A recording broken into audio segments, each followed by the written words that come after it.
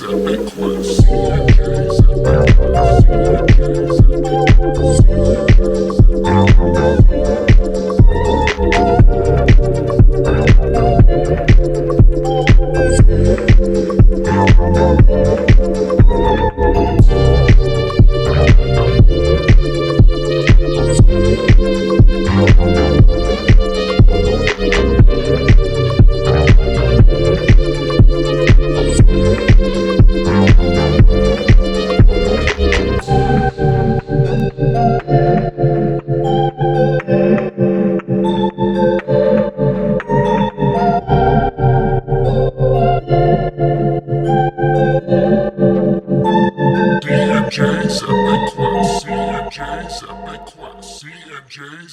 everybody, welcome back to D&J's Epic Quest. It is Doug here with you, alongside his good buddy. Doug. Oh, Doug, damn it, I screwed that up. The fuck? Whatever. Wow. This must be our first time podcasting too. Yeah. Doug with the jug. Dougs and jugs. Wow. Wow. D-hole. As D-hole. That was a D-hole move there. Yeah, shit happens. Yeah. But yes, I am Jug, and this is your, pretty sure, only first-time podcast of The Fallen. First read-through of podcast. Chapter by chapter. Chapter by chapter, yeah. You do it so well. You say it without hesitation. And I forgot the words. That's all right. You know what? I found another podcast. It is a group of 4 who are covering the books as well. They're not going chapter by chapter. They so far seem to be going like roughly a sub-book at a time, and they're in Gardens. Okay. But it is 2 guys and their significant others. Yeah. And they are also based in Minnesota. I'm not sure where. Talked with them a little bit, but it appears that if you want to podcast Malazan stuff, like Minnesota is apparently the place to be because we seem to have the market share on that. there's 6 of us. Not that there's a lot of people out there doing it, but I think we kind of have the majority. We should have them on as guests. Maybe once they surpass us. One guy's read the whole thing. Another guy got about I think, roughly where we are now. And then their wives, girlfriends, whatever, have not read it at all. Wow. Interesting. Yeah. They've got like 3 or 4 episodes out as of May 23rd, 2026. How's the community doing on that? They seem to be taking them well. I guess I was scrolling through Reddit one day and that's how I stumbled across it. And yeah, people seem to, I think, it's going well for them. So. Oh, the same post where I called someone out and they haven't responded because they have no balls. I don't remember. That might have been a different one, honestly. Oh. I don't remember. That might have been somebody just like asking for recommendations. But that podcast did come up. I'm talking about them. I may as well give you the name so you can check it out if you want to listen to them. It is Malazan Maniacs. So, yeah, I'm not sure where they are at in the state, but they are local to us. So I think that's neat. We should definitely try to collaborate at some time. So if you guys are listening to this, doors open on our end. Yeah, that Reddit post pissed me off a little bit. It's whatever. If you're gonna have the balls to say that like they have things that they need to work on, not they as in them, but us, and then one of us asks you for that feedback, like genuinely, and you don't respond, like that tells me that you didn't have anything to say. You just don't like us. Or maybe they're just not on Reddit that much. I don't know. Maybe. We'll see what happens, but it's been probably a month or so. It's been a few weeks, yeah. Yeah. We're not going to make everybody happy. That's just the nature of life. So, yeah. But it's just like I was genuinely open to the perspective, and that's fine. Yes, it's your choice. I agree. I mean, yeah, there's always open to constructive feedback. So, I don't think. Unless we got like an email saying like, Justin or Derek's a dumbass or something, and I'd be pretty open to whatever. So I mean, I am a dumbass. Well, I mean, I can tell you that, but other people can't. I guess that's fair. I wouldn't tell you that. I don't think that's true. Oh, you'd just be like, oh, what a fucking asshole. No. It's okay. I can hear your mic even when you're muted. I don't believe you. We'll try this out later. All right. Well, you want to roll through the patrons here? Our chain of patrons? Yeah, Ever let's do it. growing? Or is that Get in my there. job? That's my job. God damn. That's your job, man. Yeah, what the hell? Sorry. We are we're off here. Dumbass. Yeah, exactly. Give me the criticism, man. All right. We've got Jan the Picker, Luciana Etrigan, Ryan the Topological, Damien Facing the Rock, Nate Fiddle Me This, Shield Anvil Dylan, Calvin He Who Witnessed, Livia the Malazan Potato, Aaron Mott Irregular, Scott the Only, Graceless Passion, Dead Smell, Jesriant, My Own Genesis, Alex the High Mage, Tyler the Great Raven, The Joyful Union, Tony the Watch, Steve, Bottle Cags, The Mortal Sam, John, I'd Kill the Mule, Talk the Middle Child, Peter, Turin, I Have Kittens, and we've actually got 2 new names to add to the list here. We've got Brian Bug, as he dubbed himself in the emails I've corresponded on him with, and then I guess on Patreon he goes Lucid something, Lucid Truth, I believe. And then we have Mari of the Green Aja, which that is her Twitter handle, so I just took that. So welcome to the group, gang, and hope you have some fun and check things out and hang out, just have a good time.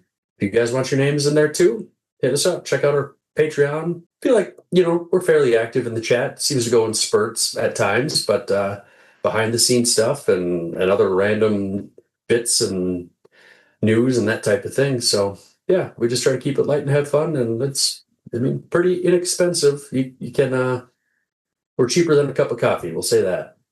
Yeah. Yeah. We've got to chat for spoilers because we don't look at that stuff. I'm trying to make it look like I'm pointing at you. You're failing. There we go. See, I'm a dumbass. Well, you're on my screen. You're below me, so yeah. There you go. Perfect. Yeah. Yeah. We'll see what happens. We'll see what happens in the recording. I'm sure that'll look funny. But yeah, this is where you get your entertainment. You get to see our wacky facial expressions and gestures and things like that. Also, at times we get infiltrated by bots who want to give away MacBooks for free, which Yeah, it isn't a thing, but it's happened twice. So if I had a nickel for each time, yeah, you'd have a dime. it's weird that it's happened twice still. Yeah, that is really fucking weird. But I mean, yeah, whatever you guys want to do, there is a spoiler chat where we don't look at, and yeah, we can make fun of all the things that we probably guessed right or not. I've been thinking maybe we should make chats for all the books. Right. Yeah. That way, if somebody hasn't read that book yet, hasn't caught up, we could have a chat for each book. Maybe that wouldn't be a bad idea. Yeah, just have a general chat and then do a temporary chat for the book and then a spoiler one for the book. I was just thinking like a Gardens of the Moon, Dead House Gates. Might be a lot, but then if there's people who haven't read a book yet, then there's, just spoilers for that particular book in that particular chat. We could maybe open it up as like a discussion, like if people need help understanding something or, Yeah. I don't know if that, something the patrons wouldn't mind doing. And we can also help out there too, because we know stuff and things. Things and stuff, yes. Well, we've kind of beat around the bush a little bit here today. Should we get going? Yeah, why am I stalling so much? Okay. I don't know. It's the weekend, man. It's a holiday weekend. We're feeling good. Yeah. I'm excited to move on, though. Yes. As I always am. For sure. Chapter 13, Epigraph. Out of the white, out of the sun's brittle dismay, we are the grim shapes who haunt all fate. Out of the white, out of the wind's hoarse bray, we are the dark ghosts who haunt all fate. Out of the white, out of the snow's worldly fray, we are the sword's wolves who haunt all fate. That is a heck marching chant. A Jack marching chant. It reminds me of like Coltane's, like the beating drum thing. Right. I thought it was kind of weird because there are no Jack in this chapter. They're not even mentioned, but it's all good. It's all good. Well, we'll get started here. There were 15 paces at most between the emperor and slave, a length of Letheri rugs which were plunder from a raid more than a century ago, well worn, depicted some heroic events, kings being crowned, victorious champions, all images of the history the Edur had walked on. Udinus wasn't ready to assign any significance to these details because he had come to his own pattern, his own conclusions, a gaze that was unwavering and precise. It was safer this way. He could stand here equidistant between two torches, not in the light of either, and look on, silently watching Roulade as he left his bearskin robe to stand naked before his wife. If Udinus had been permitted to show any emotion, he might have been amused to see the coins burned into Roulade's penis pop off. 4 of them came off as his desire rose. He might have found himself horrified as he called man closer. Waves of sympathy were abstractly present in the back of his mind. Roulade told Man he had dreamt of this moment, not in the exact manner and not in so much detail, however. Man said he had made his desires well known even before this. Roulade told her to call him by name. Nothing needs to have changed between them. Man said yet she was still his empress. Roulade said his wife. Man said they could not speak as if nothing had changed. He said he would teach her. He was still Roulade. He hugged her and said she didn't need to think of fear anymore. She was his gift to him, fierce proof of loyalty. He did as a brother should. Man said she was betrothed. Roulade cut her off, saying he is the emperor and he can break the rules that would bind the Edur. The past is dead, and it would be him who forges the future. She would be at his side. He saw her checking him out day after day. He could see the desire in her eyes. And they both knew, in the end, fear would have her. What could they do? Nothing. So he changed all that. He undressed her and called her his wife. However, Roulade imagined this going in his head is not the way things unfolded. They were clumsy and awkward. Roulade told her he could see in her eyes how she wanted him. Now there was no one between them. He promised he would give her many children that she would love. There would be many heirs. The act was soon over, and at that moment Udinus believed she had become the empress, wife to the emperor, and it was that moment that his faith in her spirit had withered. If he was allowed to feel emotion, he would have felt sympathy for her, but compassion was engagement, and that was not allowed for a witness. He heard weeping from another part of the chamber, and there was a 4th person present for the rape, with its hidden metaphorical violence, but it was a witness trapped in the horror of feeling. Featherwitch huddled against the wall, shuddering. If she kept this up, she might end up dead.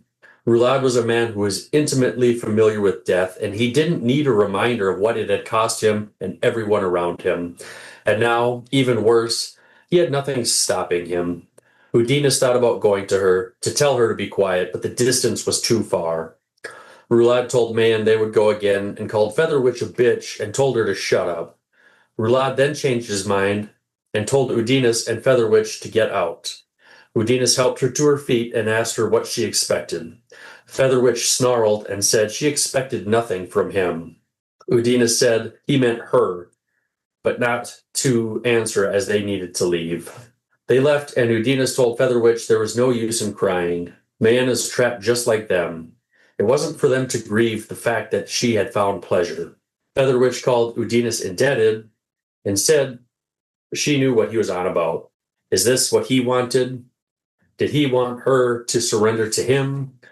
That she, Featherwitch, would find pleasure when Udinus used her?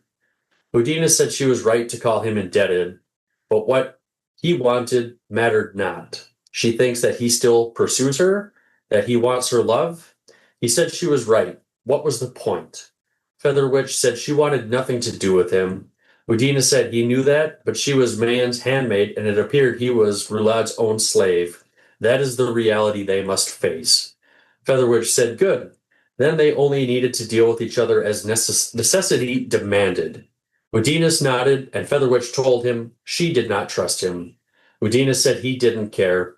Featherwitch wanted to know what games he was playing, who was speaking through his mouth. She said she should tell her about what hides within him. Udina said that if she did that, then she would destroy her only chance. Featherwitch didn't know what he was talking about, and Udina said one word: freedom.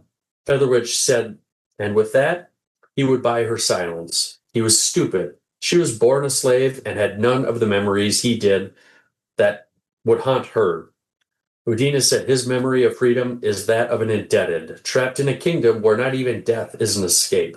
His memory is his father's memory and would have been his children's memory as well. But she misunderstood him. He didn't say anything about his freedom, only hers. Not something that would be recaptured, but found for the first time. Featherwitch asked how he planned to pull this off. Udina said they were going to war, the Edur against Leather. Featherwitch didn't see the importance. There had been wars before.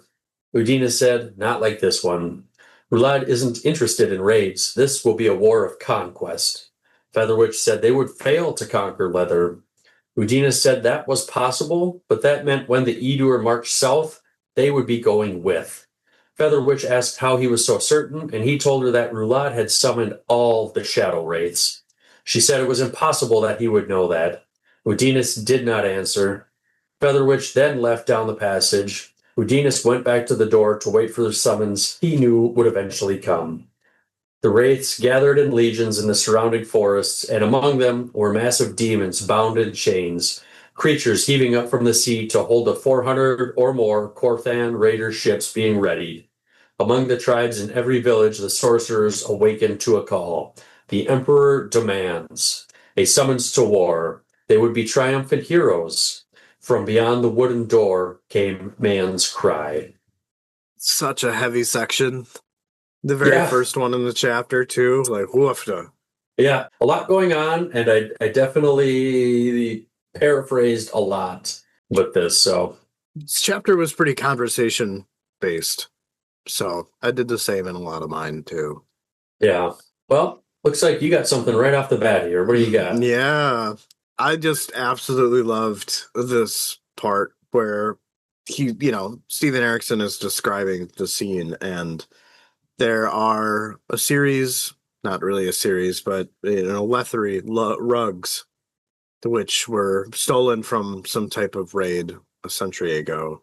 And while they had been visibly worn, they depicted heroic events, kings being crowned, victorious champions, and all images of the history the Edur had walked on. It's just such a good statement, and it kind of emulates Edur culture, right? Like, they clearly don't give a shit about any of this stuff, right? So therefore they're walking over these historic rugs to the point where they get worn, not even paying any type of attention or care to them.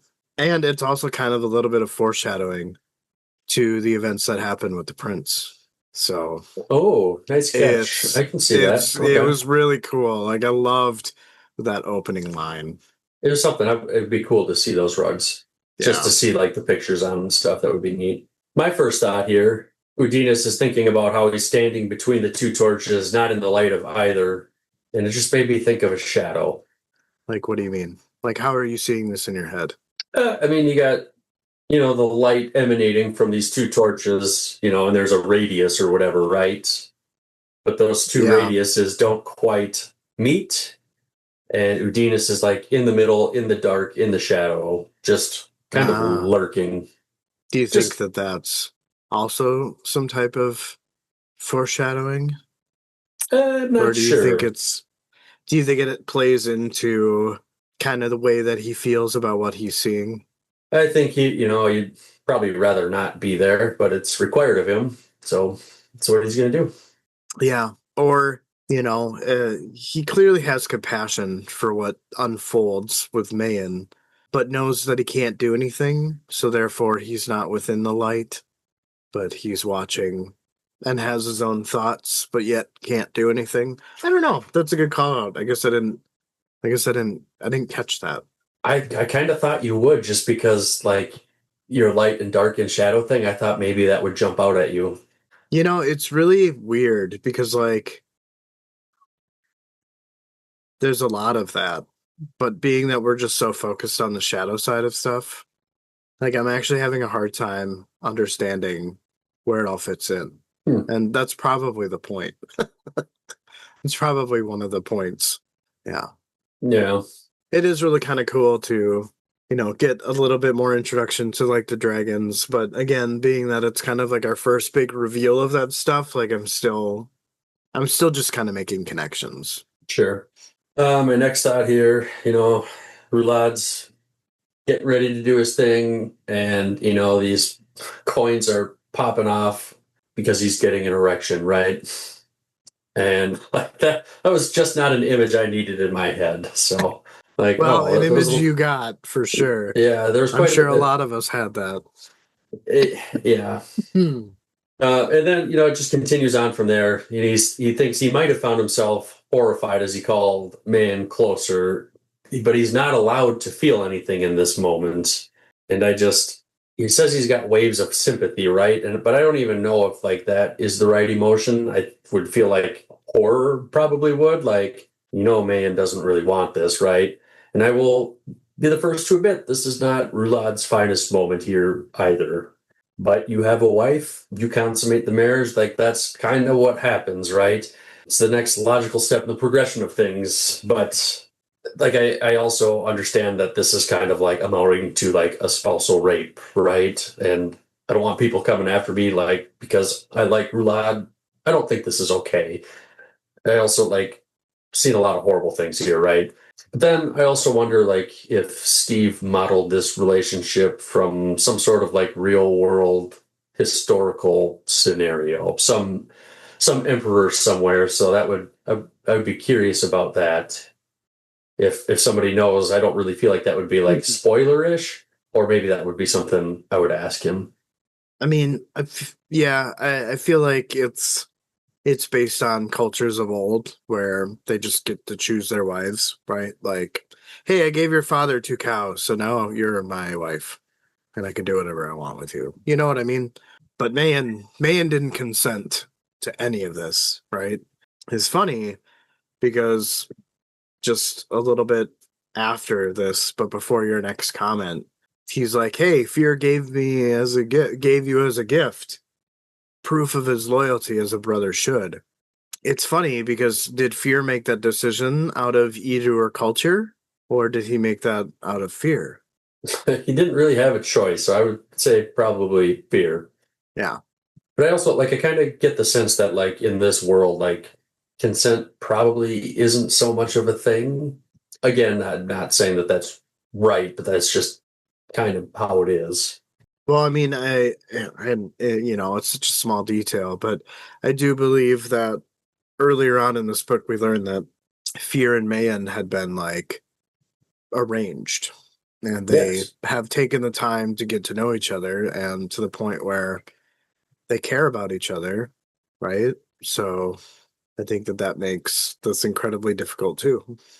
Yeah, I mean, even I guess, yeah, the beginning with fear, she probably didn't choose that, but like you said, an arranged marriage, that type of thing. So, Roulad's going on, and he says he could see the desire in her eyes. Like, man, he's just a little bit delusional here, huh? Because I don't think really any of that is there.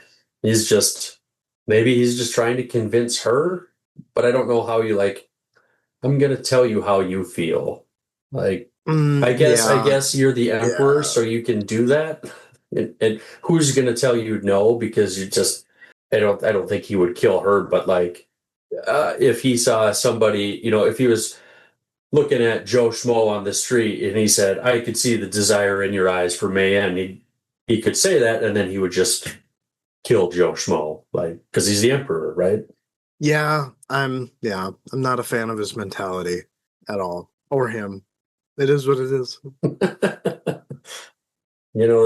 This was tough to summarize. Roulade says this isn't imagine how he imagined things going in his head. Their consummation, right? And so I'd parse that down quite a bit, glazed over quite a bit, just because if you've read the book, you know what happens. You don't need me to tell you. But I had a hard time. Like, how do I get this down into just a few words where the point is across? So I don't know. Yeah, I mean, I think you did well.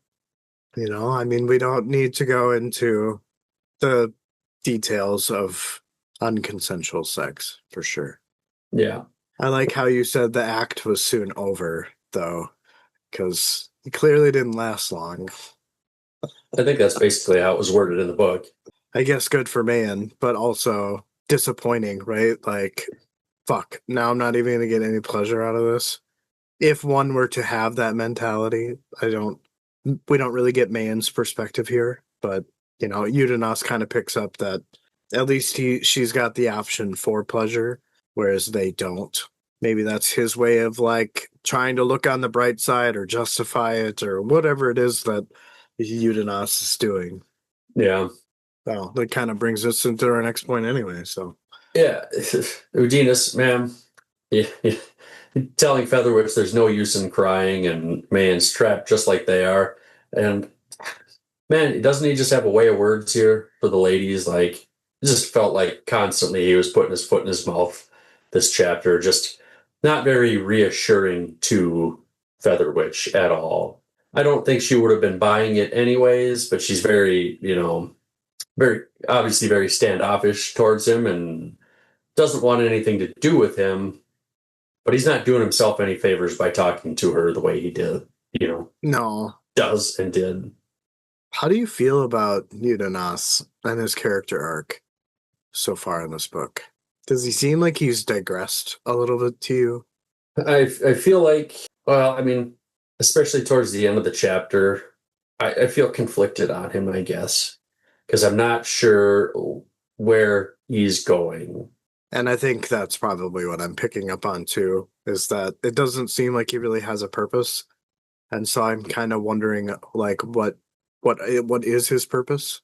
I feel like he's going to be like a failed assassin here, failed hitman type thing, is what I picked up, especially towards the end of the chapter.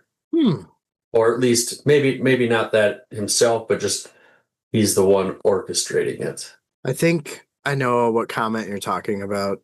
I think while I was summarizing my last section, I ran across, and I think it's not what you think it is, but we can talk about that when we get there. Sure.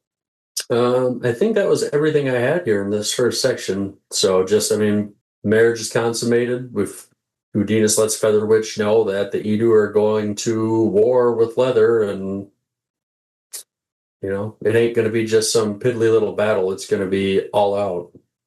Right. And they're going to be joined side by side during this attempted conquest. So that's kind of cool to know. The war part, not really cool, but I would imagine that this means that we'll see them in future books. Is kind of what that tells me. So we'll see who specifically. Featherwitch and Udanos. I wouldn't be surprised if we don't. Because I wouldn't be surprised if they didn't survive. Oh. I don't have any specific like evidence or anything, but like, I mean, we know Troll's getting out of this. Well, Troll's getting out of this book, right? Pretty confident we'll see him later in the series.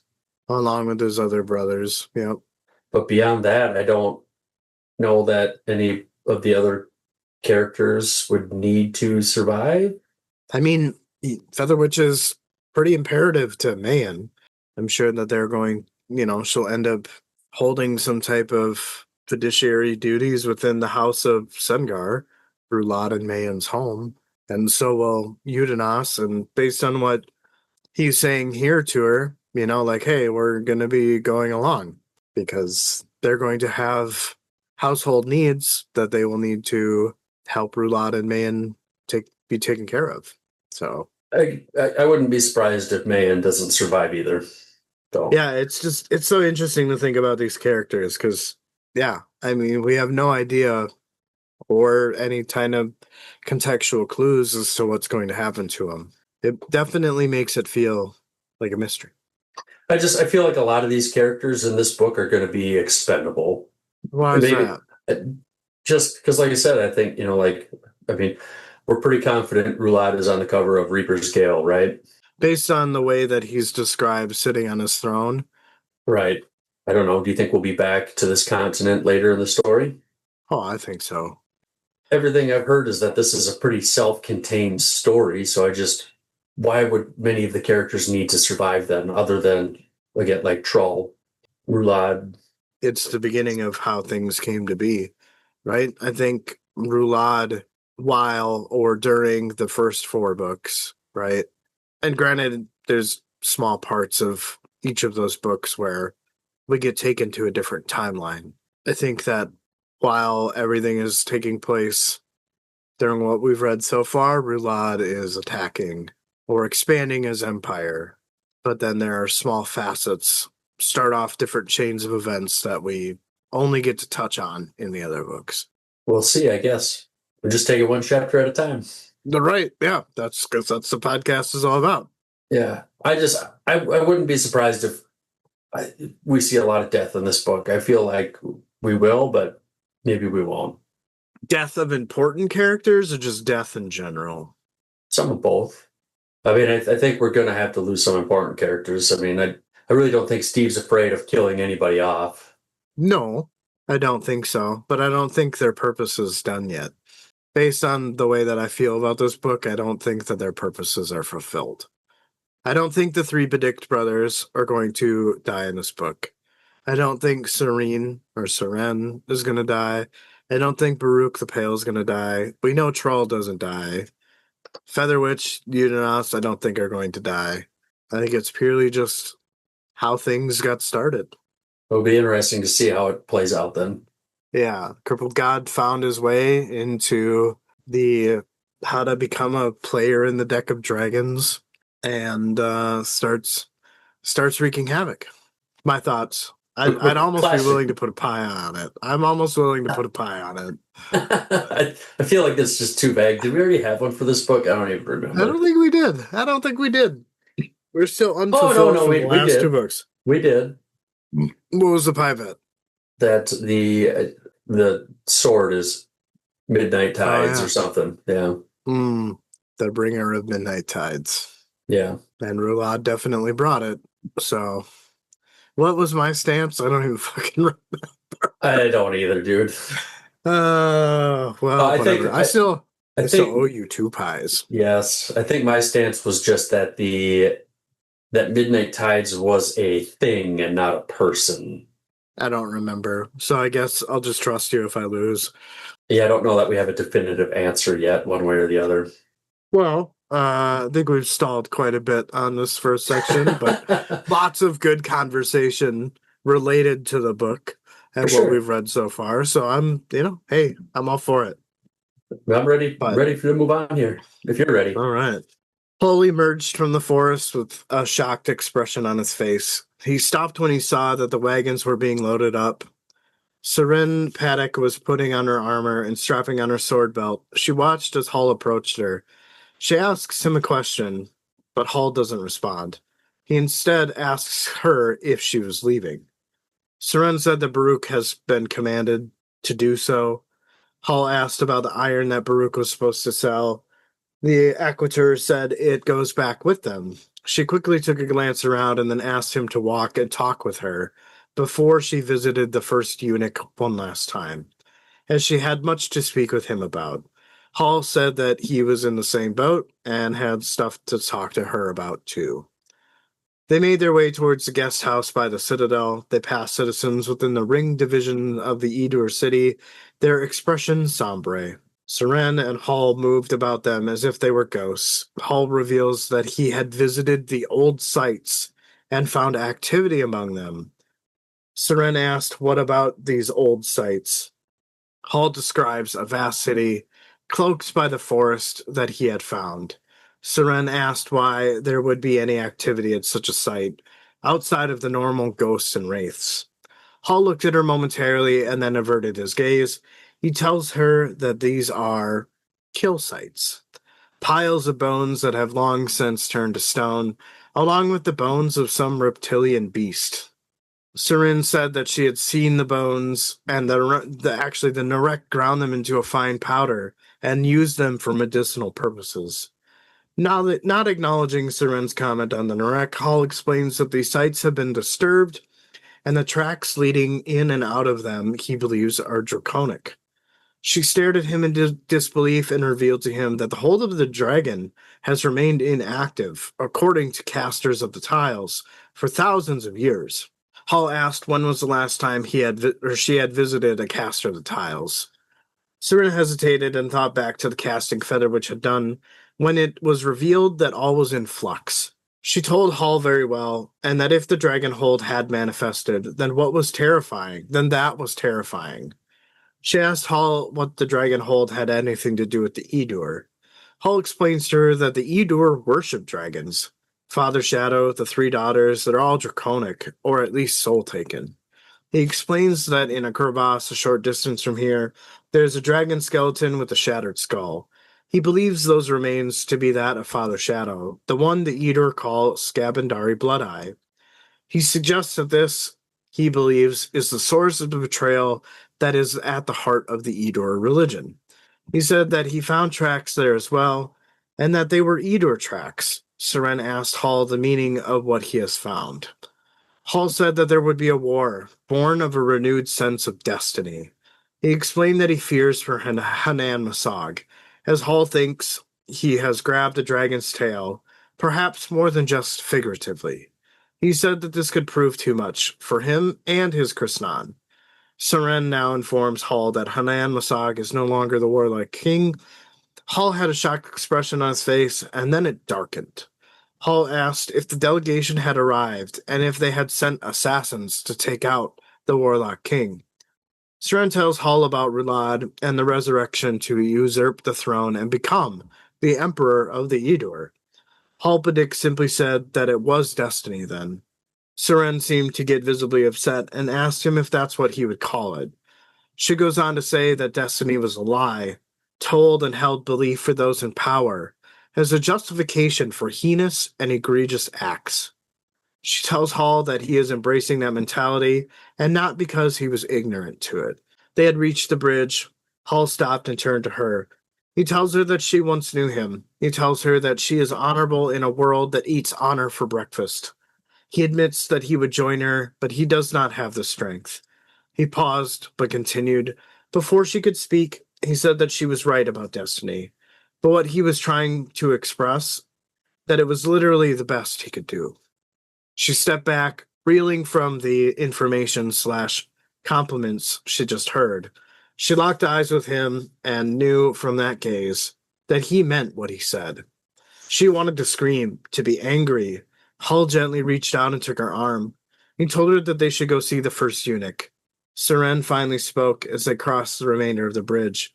She said, at the very least, that his current position had him in less danger than it had found him previously.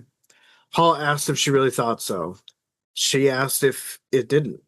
Hall reveals that it depends, as it's not promised that Rulad may not accept his offer for allegiance. She asked what he would do if that was the case. He replied and said he didn't know. Nice job, man. I like this section. Again, it's a lot of conversation, but you really get an intimate feeling as to how all these characters are dealing with the events so far. It's interesting to see, if you were to compare the two, how they contrast with each other on how they're feeling about things. This first comment is more just kind of like a set the tone or reveal information. For those of you that are reading for the first time, it might be a little weird to start the section off with Hull emerging from the forest with a shocked expression on his face, and that is purely just because of what he found. Reveals to Serene about the dragon footprints and the kill sites. It took me off guard the first time I read it. What? I'm just saying, I don't know if I really picked up on that. Just caught me off guard. I'm like, what the fuck is he shocked about? Oh, okay. Yeah. Yeah. This part with the kill sites and the pile of bones, and along with the bones of some reptilian beast. And you remember in the prologue, the Edur surrounded the Andi, right? And I wonder if these mass deaths are what he's referring to as kill sites. And then did they build cities on top of those bones? Oh, maybe. It's kind of fucked up. A little bit. Would that be how the Andi are trapped spirits? Maybe that was a way for them to hold the wraiths in servitude. I don't know. Just Yeah, thought it was maybe. interesting. Definitely. It's a good thought. And then, Seren, because she fucking knows everything, right? She's like, yeah, I know about all that, right? The Narek use those bones and grind them into a fine powder and use them for medicinal purposes. And it's funny because we know that the Narek are ancestors of the Aerosol, right? And in House of Chains, we learned that the Aerosol worship death. It doesn't surprise me that they would find a medicinal use for bones, especially from creatures not of this earth. It was just kind of a cool little factoid. I reread the chapter this morning and it hit me, and I don't know why, but you know who Saren reminds me of? Like, I just got this like image in my head. I don't know why. I don't know if it makes any sense, but she reminds me of Hermione from the Harry Potter movies. You look very unamused. Yeah, it's okay. You're staring too much at me now. It's making me uncomfortable. Well, you didn't consent to it, so I'm going to keep doing it. All right. But that was just, again, I don't know why. I don't know why I had that feeling, but that just kind of hit me. It's just kind of cool. The little, like, pieces of information, right? And we know that an aerosol takes troll seed at the end of the fourth book, right? Again, I'm wondering how that plays a part, because it's clear to me based on towards the end of this book, where I think Rulad was talking about the Narek and how he didn't want to wake up their ancestors or their spirits because they didn't want to Piss them off. But it sounds like that didn't happen based on what we know at the end of the fourth book. I'm going to go with those spirits did not like how the Narek are being treated or something like that. Or it may have something to do with Mayan blessing the Edur or the Narek into their village. No, maybe. Anyway, my next thought was when Hull is explaining that the Edur worship dragons. And, it's funny because the Edur may worship them, but from my understanding of things so far, is that it seems that the dragons actually don't really care much for the Edur. Based on the events of the prologue, maybe I'm getting that mixed up somehow. Udanas, I feel like, plays a part in my reasoning for that with the whole Wyval blood. It seems that it's trying to get revenge in some way, shape, or form and joining forces along with Wither. I don't get the sense that it's mutual. I don't know that I've really put much thought into that, so I'm not sure how to. I can't really pull anything out for you to give you more on that. Sorry, man. No, it's all good. Well, I mean, it just kind of seems that as far as the prologue goes, the Edur and the Andi were allies, and I would assume by association, so were dragons. But then when Scavendari Bloodeye, Father Shadow, betrayed the Andi, he betrayed the dragons as well. Was kind of my take on it. I don't know if betraying the dragons would be a great move. No, especially when, they're soul taken, right? Like they're essentially half dragon. So I'm wondering if like dragons, light and dark, had children with each other, and that's how some of these big characters came to be. Maybe, perhaps. Yeah, I don't know. The genealogy of this series is a bit scattered, but I feel like there will be eventually a time when we will understand it. And to me, that's just genius storytelling. Yeah, for sure. But did we? Well, yeah, because, and then after that, Father Shadow, the three daughters, they're all draconic, or at least soul taken. So to me, that gives me the sense that it seems like soul taken are spawned from dragons. Or did we know that already? I thought we did. I mean, that's how I feel, but I mean, are we supposed to know that until this point? I mean, it doesn't matter, but I don't know if that's confirmation or if that is what. I'm not entirely sure, I guess. Sorry, I feel like I'm giving you a lot of like non-answers so far today. I'm throwing curveballs at you. That's fair. I swing and miss a lot. Well, I do too, with the curveballs. The next thought, they're talking about Hanan Mosag, and Hall thinks that he's grabbed a dragon's tail, perhaps more than just figuratively, and said that this could prove too much for him and his Krishnan. And do you think that this is what Hanan Mosag used to destroy the seal catchers in the seal catchers' boats back in chapter 3? Do you think it was some type of like sea dragon or something? Do you think that's what that big thing is underwater? Probably. I always just thought it was some type of like demonic aqua fish or something. I don't know, but maybe it's a dragon.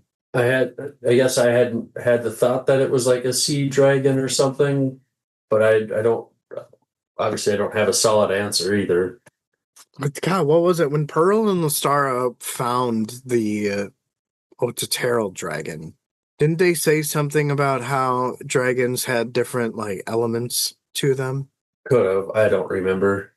So, I mean, it's very possible that this could have just been a sea dragon. And I'm wondering if this also maybe reveals the motivations of Hanan Mosag. He was probably trying to wield the sword so that he could enslave the dragons and use them to his advantage.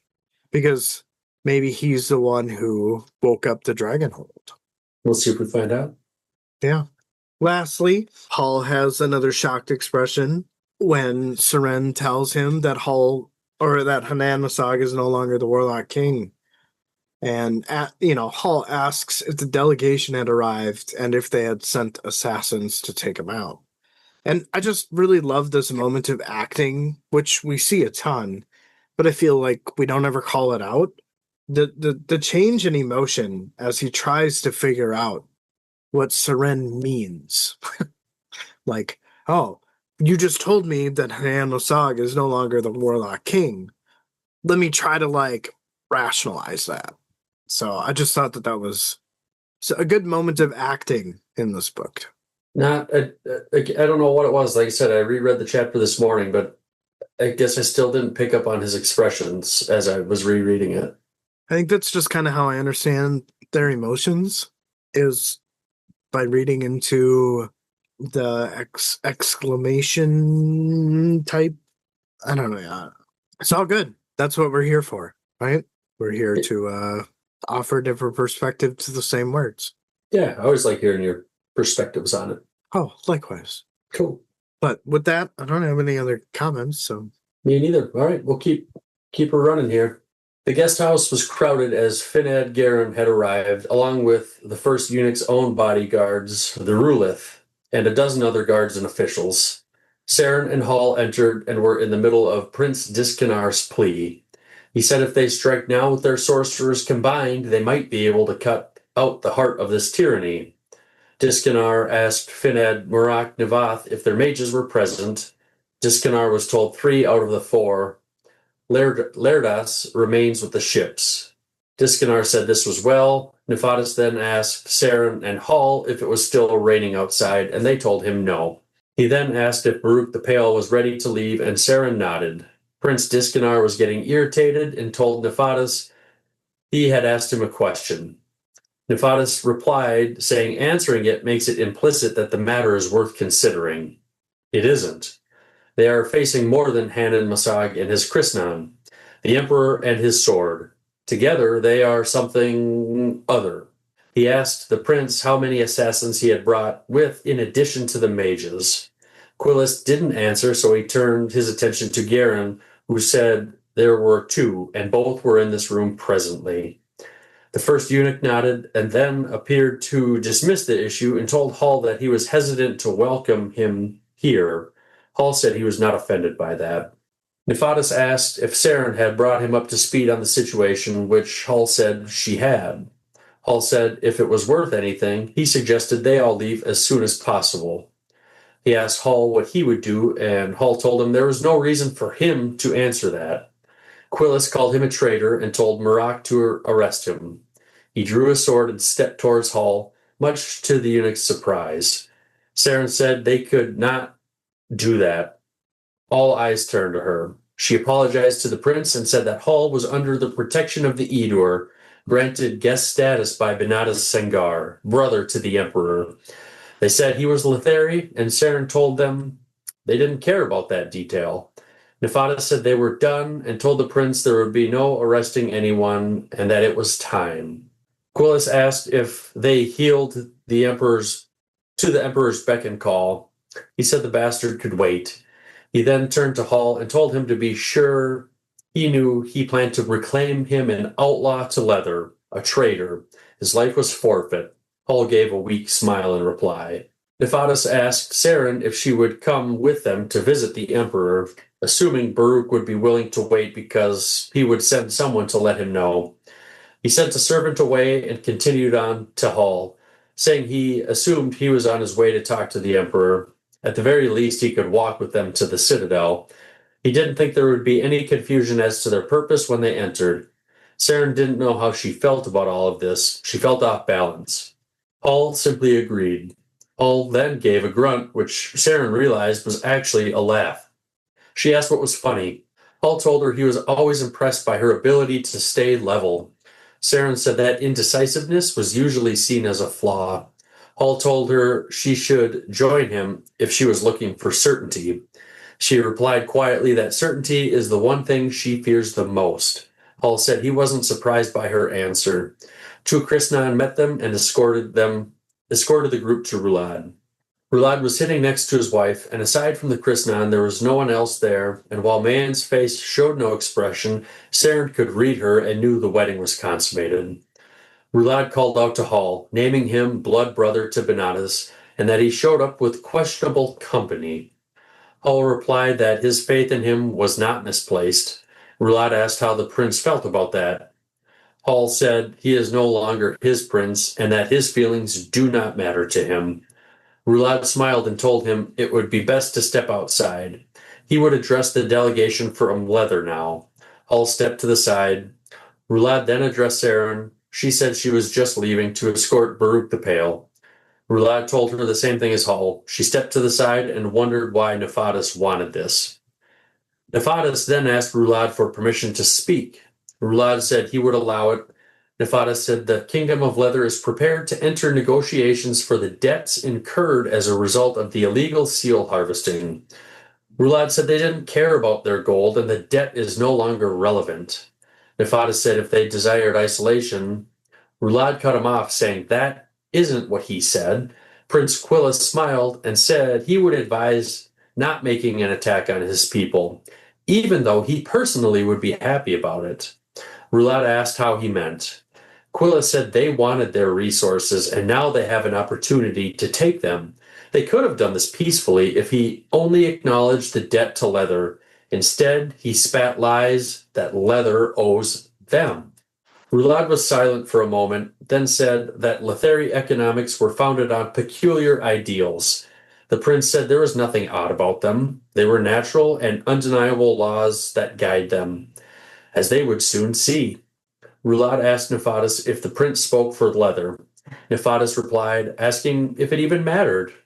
Rulad said he was clever, certainly more so than this, quote, nobility, whose only claim was crawling out from between a queen's legs. But he was right. It didn't matter. He was only curious. Nefadas said he didn't feel the need to validate that claim. Rulad said he was happy to see some backbone out of him, so he could deliver these words to his king. The Edur no longer bow to his people. They are not interested in playing their games. Rulad paused and a spasm took his face for a moment. He shook it off, then continued and said now he chooses to speak for the tribes they had subjugated. It was time they answered for their crimes. Nefadas softly asked if this was a declaration of war. Rulad said they would announce their intentions with actions, not words. They were done talking. The delegation was dismissed. He apologized that they had traveled a long way for such a short conversation, but perhaps they would talk again in the future, though probably under very different circumstances. Nefadas said they would prepare to leave. Rulad also dismissed Hall but asked Saren to stay a moment. She watched and thought about what she saw in Rulad's face. She thought she was the young Rulad within. He told Saren to inform Baruch that he has the rite of passage to leave. However, it was a small window, so he had better get going. She said the wagons were slow. Roulade said he would not have time to take the wagons with. Blinking, she asked if he expected him to abandon the iron he brought with him. Roulade said there was risk in business. Since she is Letheri, she knows they are quick to point that out when it is advantageous to them. The same thing applies, even though this is the reverse situation. She asked how many days he would give them. Roulade said 3, and said that Narek would also stay. Roulade offered Baruch his sympathies for his losses. Saren said 3 days was not enough time for his physical abilities. Roulade only said that would be unfortunate for him. He turned to Hull, asking what he has to offer. Hull dropped to a knee and swore himself to Roulade. Roulade said he didn't even know what he would be fighting for, and Hull said he thinks he knows more than Roulade would have guessed. He would stand with him. Roulade said to Saren it would be best for her to leave now. This discussion didn't concern her. She looked at Hull, and their eyes met. Even though neither moved, it seemed as if he was retreating, pulling back from her reach. She thought now she had lost him to Roulade. That creature. Her thoughts ended there, and she said goodbye to Hull. Hull bade her well, and Saren's legs felt wobbly as she left.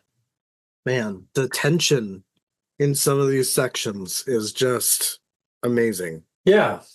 I think we pretty much get the declaration of war in so many words, right? Roulade says they'll announce their intentions with actions and not words. I'm pretty sure we'll be seeing that shortly, whatever these actions are going to be. Yep.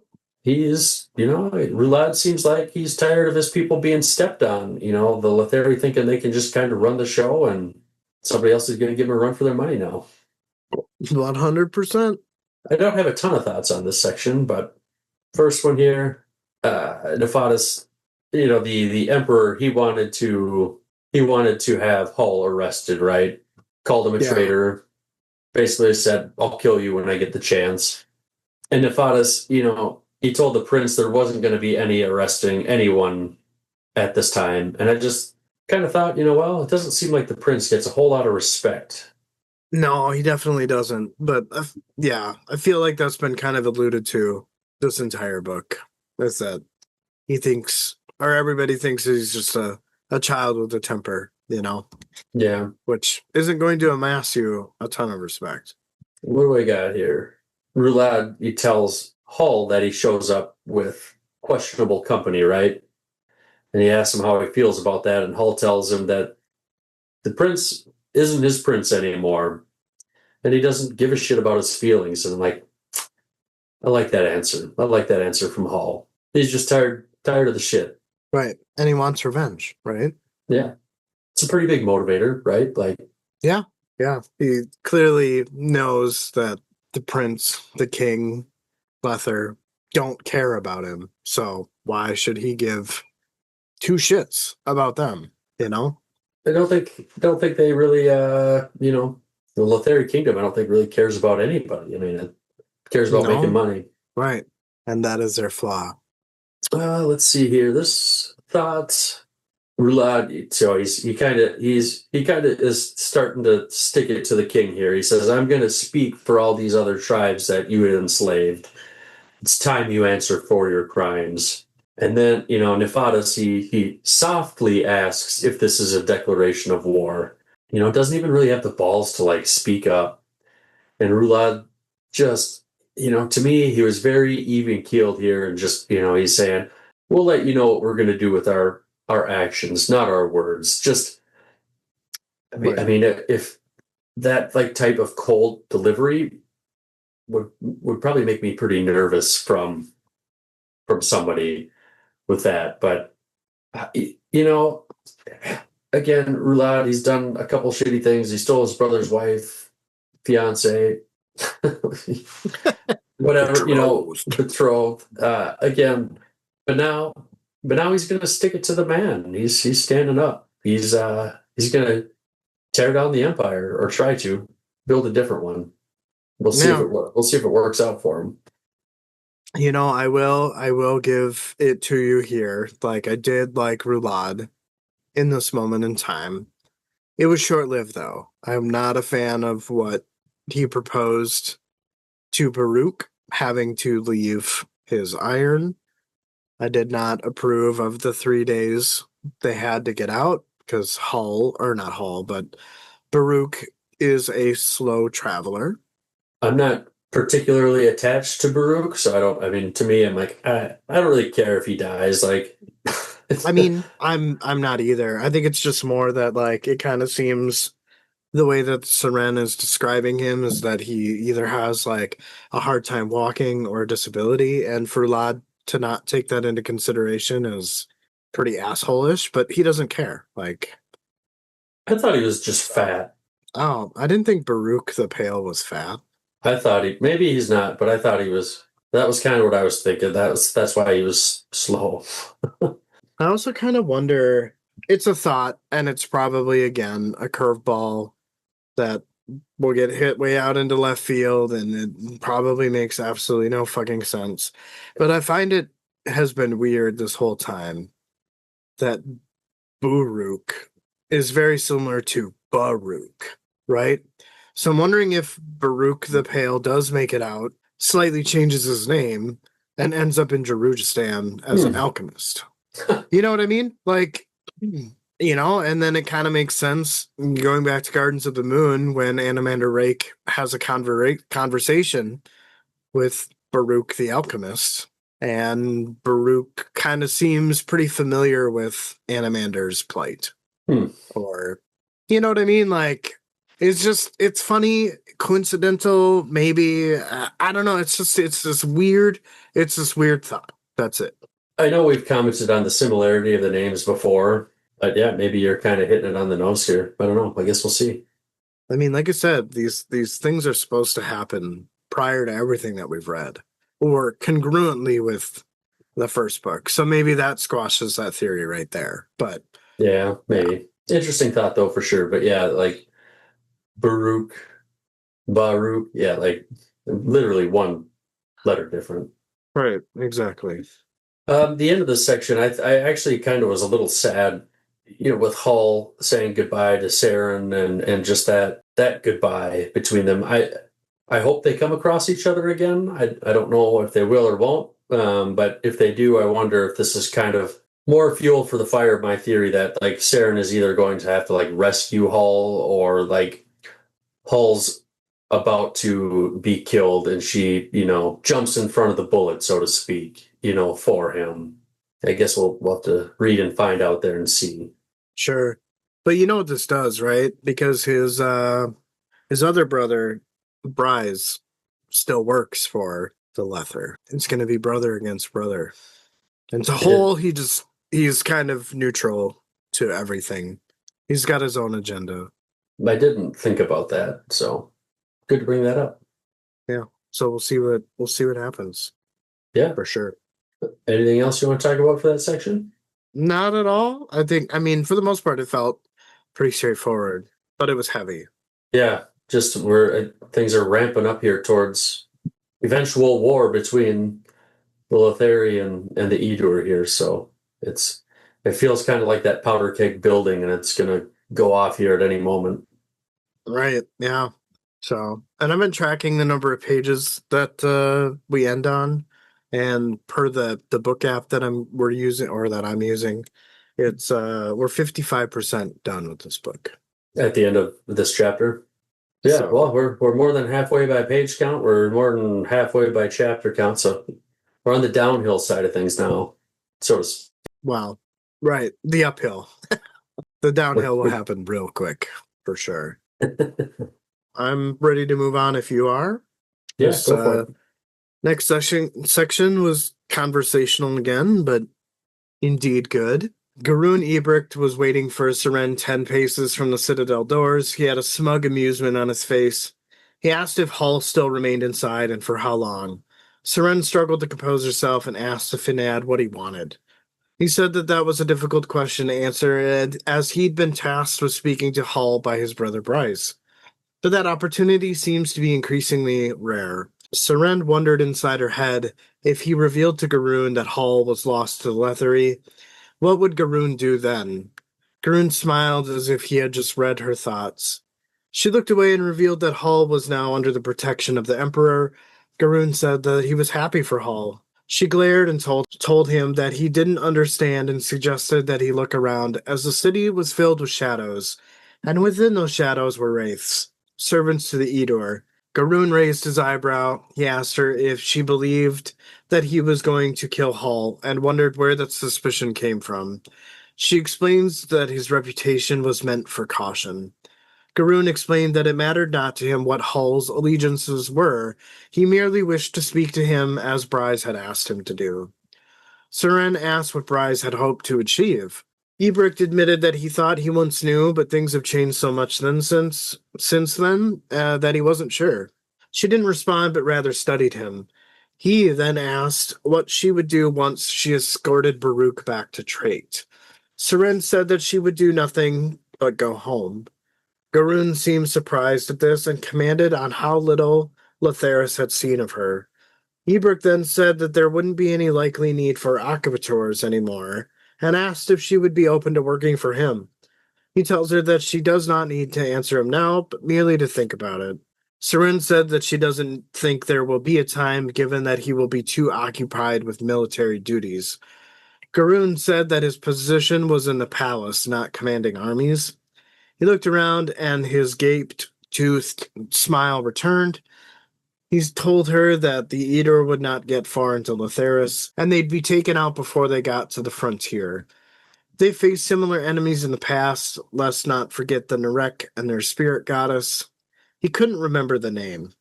Seren responded and said Erisal. Garoon said that this was correct. They obliterated them all. The Sita and his cadre barely broke a sweat. Seren Paddock said that she believes that this time will be different. He cocked his head and asked her what she thinks of the merchant tolls. How does she imagine it? She admitted that she didn't understand. Garoon cut her off, saying that the center of the financial district drives all of Lether, every citizen. It's not just a pile of coins stacked on top of each other.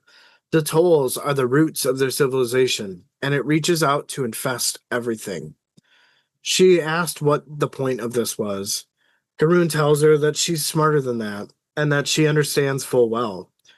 The heart feeds off the best and worst of human nature: exaltation, achievement, ambition, and greed. The four facets of our nature, and not one sits well with the constraints on its behavior. We win not with armies. We win because our system appeals to the best and worst within all people, not just humans. Seren said one word, and that was destiny. Garoon shrugged and said, call it what you will, but we have made it inevitable, downright devouring. Seren said that she sees little exaltation achievement in what they do. She explained that it appears there is an imbalance. She was cut off with Garoon's laugh. He said that was the truth of freedom. She could feel herself getting angry. She said that she believed that freedom gave people the right to express themselves, without fear of oppression. He said that this was an idealistic notion, but won't find it out here in the real world. He added that if you won't be like them, then they'll use that sword to kill you one by one, until the spirit is broken. Seren asked what if the Edur surprised them? Will he choose to die in defense of this cause? Garoon said that some will die, some won't, but unless the victors leave ashes in their wake, the cause will live on, roots will find anew. The Emperor may have his demons of the sea, but the monster they possess will devour, and what it can't, it will smother and crush. Win or lose, the Eaters still lose. She stepped back and told the Finna that she wanted nothing to do with his world. She tells him that he doesn't need to wait for her answer, for she's just given it. He tells her that all is good and that he won't think less of her when she changes her mind. She said that she won't. Garoon said that everyone has to work to eat, and he'll see her in Latheris. What a dick. Yeah, a little bit. I only had a couple of thoughts because, again, it's very conversational. We get to see a lot of both of their characters. And I think it's kind of funny, the opposition that they have with their beliefs. I guess my first thought is Garoon is talking about, hey, what do you think about the tolls, the financial tolls? And then he explains that the tolls are the roots of their civilization, and it reaches out to infest everything. And when I read that, I'm like, why do I get the feeling that this is being compared with the Azath? Like the financial tolls imprison the citizens of Lotheris. I think it's just the debts, right? I mean, if that's what you mean by financial tolls, that's kind of the same thing, but Right, but you're imprisoned to debt, yeah, which the Azath is kind of like the jailhouse. It was stark enough to comment about it. I'm like, I'm sure there's no direct correlation, but there was definitely a similarity there sure, to me. yeah. You're trapped within, more or less, right? And this is kind of what Garoon is talking about. Is like this is how we can exploit the best and worst of people, right? And Seren's like, yeah, no, I don't agree with that, dude. Like, it should be about freedom without the fear of being judged or repression. And then he's like, yeah, no, that's an idealistic notion. That's not how it works out in the real world. But I mean, in Lotheris, he's right. In other cultures, he's wrong, right? So that's just kind of they're forcing their ideals onto everybody that surrounds him. If you don't acquiesce, then hey, our culture is going to kill you until your spirit's broken, right? Yeah. And then Seren's like, well, what if the Edur do the exact same thing to you? Do you choose to defy or die in defense of the way that you believe? And I just thought that was such fuck you, man, rebuttal, like, because it's different when you're on the other side of the sword, right? Like, are you going to feel the same thing? Are you going to have that confidence? And I don't think that would have hit as hard if I didn't understand the point of views of Seren and Garun. So I understood where he was coming from. I don't agree with it. I more align myself with Seren Paddock in this particular conversation, this tension-filled conversation. And then even his confidence at the end to be all like, yeah, well, everybody's got to work to eat, so we'll see you back in Lotheris, like, even though she's clearly denied working for him, but he knows that the system will eventually force her to seek out work. You can't beat them or kill them. Right. It's such an interesting, like, I love how Steven Erickson is just doing this, like making and pointing fun, not even making fun, but just the realities and the horrifying things of capitalism. But here we are, stuck in it. Yep. How much we can do. Which is why y'all should subscribe to our Patreon. Yeah, very subtle, Justin. $5. $5. Just kidding. Anything else? You good? No. Do you have anything to add? I don't have anything to add. I think I agree with you. I would align with Saren on this as well. Garen's just being a dickbag. Yeah. People listening, do not take my solicitation seriously. We do this because we are passionate about it and we enjoy talking about this, and we hope that you enjoy us talking about it. Yeah, it's a fun time, for sure. Yeah. Didn't know this was going to be such a lifelong hobby. I know, right? I mean, here we are. 4 years later, 6 books, 5.5 books down. The next one will go pretty quick. It'll be a nice little palate cleanser before we start Night of Knives. And, that's even 400 pages, so that'll take us about half the time to get through. And there's only 5 chapters, so ideally we'd be done with it in maybe 7 to 8 weeks. We'll see how that summarizing goes, 100 pages a pop or whatever it is. But, I mean, we've done it before. We've summarized an 83-page chapter at the end of Memories of Ice. Hopefully the sections are short, mixed with medium size, but I don't even know his format. Like, does he do the same like sectional thing? Like, are we gonna have to adapt a little bit to his books? I don't know. We'll find out. Maybe, yeah, we'll see. Maybe one of us is doing a chapter each. Who's going first? Who's got 3 and who's got 2? I guess we'll see. All right. Well, I'm ready to move on. If you are. Yeah. Udinus stood quietly during the audience with the delegation and was not noticed by the Letheri, but even if they did, it wouldn't have mattered because it was the Emperor who commanded the exchange. After everyone else had been told to leave, Rulad called Hull closer. saying that he had swore fealty to the Edur.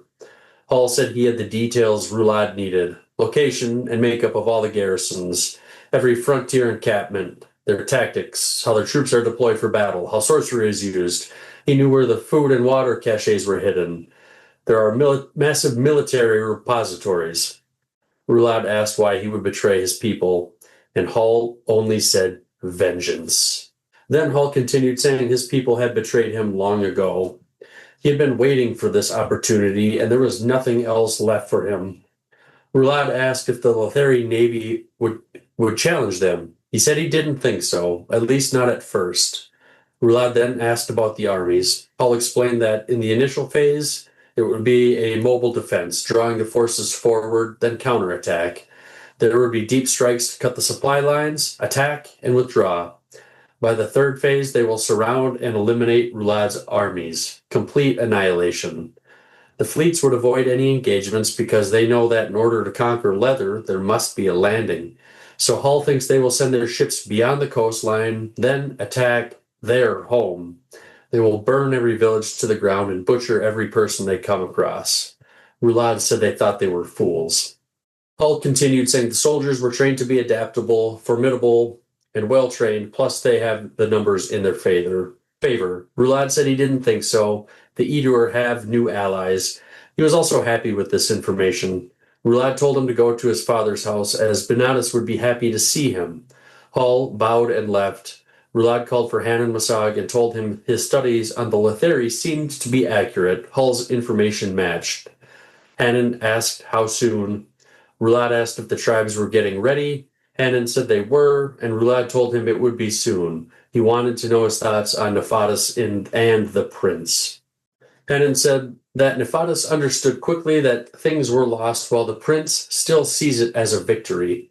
However, both are confident in their military. Nephatus mourns for them. Roulade said perhaps he had earned some mercy for the misguided thoughts. Hanan said mercy would be a dangerous thing to consider, since they would be afforded none. There was another spasm on Roulade's face, and Udinus thought he knew where it came from. 1,000 bindings held together his sanity, but madness was taking shots at that sanity, and it appeared his defenses were buckling away. Not long ago, he was the youngest son of a noble family, walking tall through the village, though he was not yet blooded. He saw visions of glory in his mind, make-believe scenarios where he could prove himself. And now, that boy sat on the Edur throne. The manifestations of glory still fed him, enough to shape his words and thoughts, to feed his imperial comportment as if the royal we had been something he had been born into. But what he had was the slightest bit of control. Udinus was certain there were still other thoughts in his mind, gnawing, crawling like worms through his soul.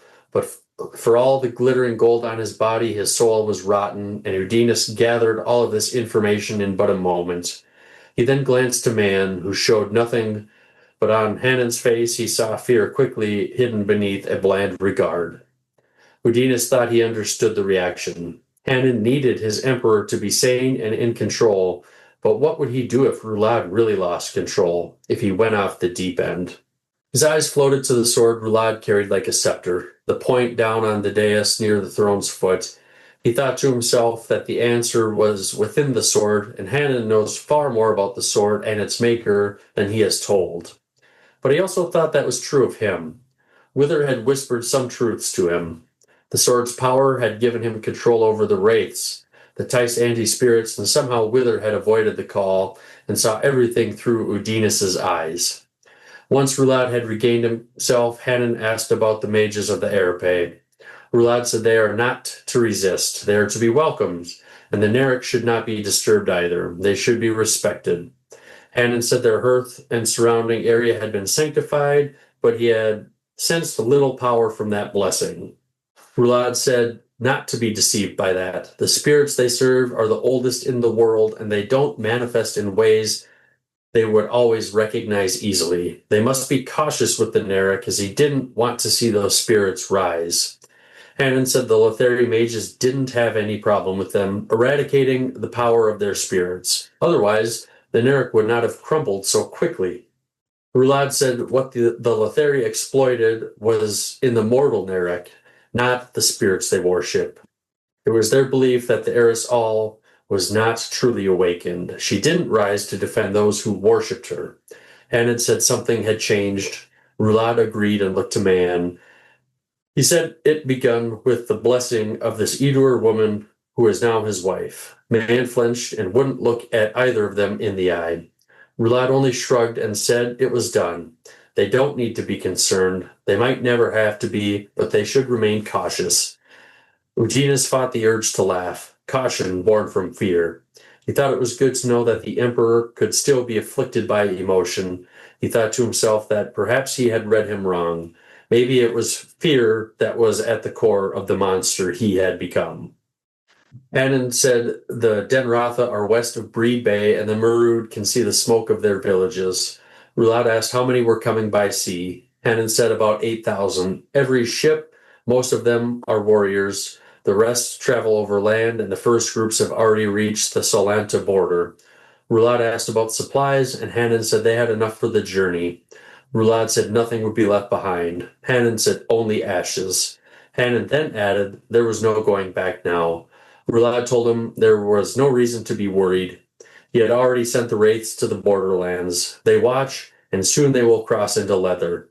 Hannon said the Cetus frontier mages would find them. Roulade said that was true eventually, but the wraiths wouldn't engage, only flee.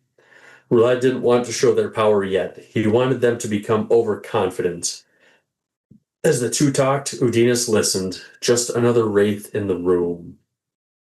A few thoughts here. I think this talks like we get some talk about Roulade, and he's got these spasms going on his face, and Udinus thinking he knows where it's come from. He died, right? Got brought back to life. Certainly, probably not an easy thing to deal with, and you're probably a changed person. But he thinks, not long ago, he's the youngest son of a noble family, walking through the village, not yet blooded. He saw visions of glory in his mind, make-believe scenarios where he could prove himself. Now he sits on the Edur throne. And I think like that's just the perfect description of Roulade. Like, he wasn't supposed to be here, right? He was the youngest son. What's expected of the youngest son in a noble family? Probably not a lot, because the chance of you ascending to the throne is probably fairly slim. Like, you're probably going to be married off to some, lesser noble house or something. He literally basically rose from nothing to the highest seat he could, and now he's not done there. He still wants more. But on top of that, again, I get from rising from nothing to the highest seat, and I think of him, dying and rising again. And it's just like this thing where he's risen so high, and it's not like he lost his other brothers and was thrown into this. He just kind of deposed them and took it. Just, I don't know if it's for better or worse yet. I'm going to assume probably worse, but he's got a lot of figuring out to do. I think maybe that should earn him a little bit of grace when he is in a spot he never should have been in. And he's probably clearly insane, right? Like, he's not in the right frame of mind. It's just a bad scenario. Part of, I guess, I feel conflicted because I think that the cracks in sanity that you're pointing out, which I'm glad that you are Roulade fighting against the words of the crippled god. And I could agree with that. Yeah. Yeah. I think that what makes this hard is because, you're right, but at the same time, he didn't really get consent either. I mean, he ended up on a beach where we got Withel. Like, oh my God, why is this bitch crying so much? I would imagine that in that type of scenario, the crippled god is going to micromanage a lot of things until Roulade either stops fighting and the spasms and the sanity come back into fold. I don't know.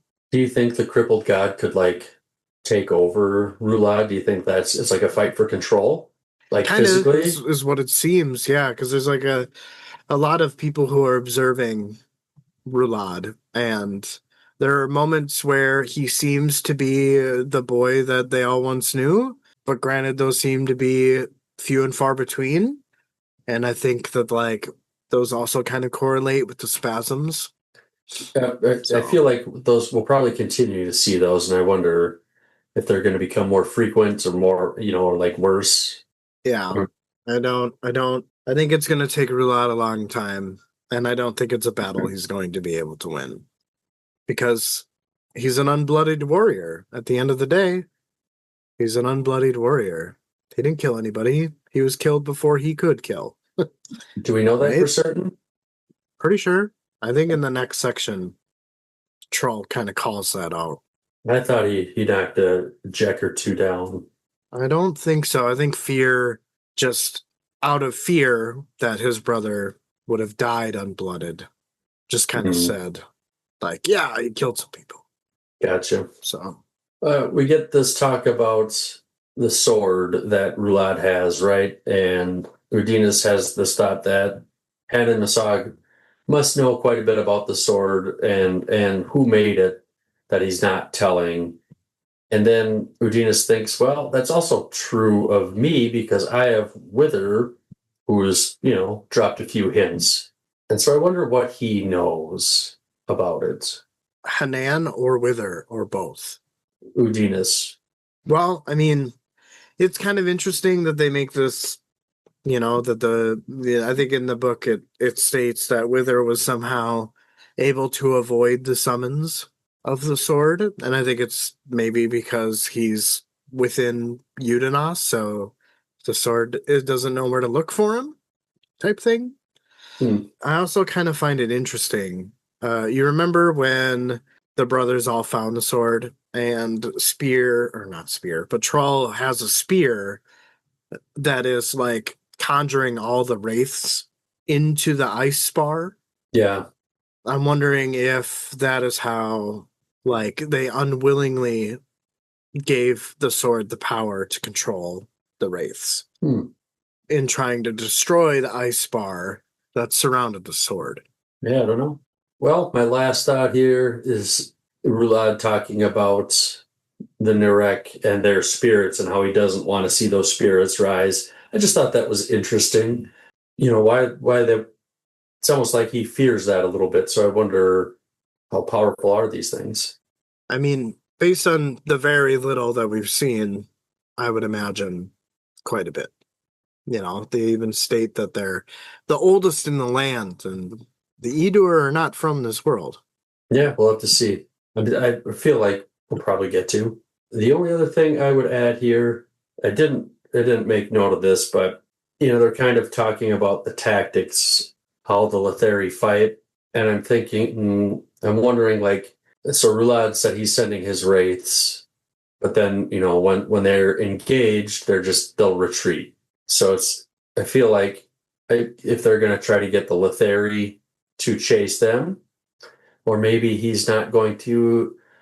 Maybe he's going to send a small force to, like, attack to make the Letheri think that they're, like, stupid or something for sending such a small force, while he's got the main force back at in these villages, so that then when they show up on the ships, they just beat the shit out of them there, then march towards Leather later, or something along those lines. It's kind of what it seems. It also kind of seems like the beginning to how Hull describes the Letheri army, right? Where they attack and then withdraw, and then they counterattack when you press forward, ever driving the enemy forward type thing.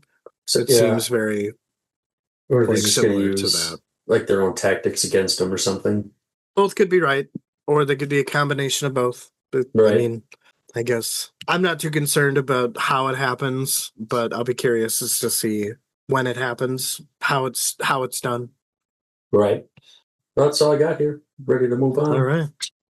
Section 6. I really liked this because, again, it's another very tension-filled conversation and kind of furthered my liking of Troll.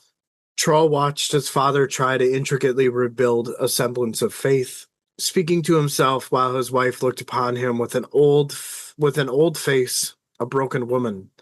A king had been cast down, and from that an emperor rose in his place. The world had been knocked anew.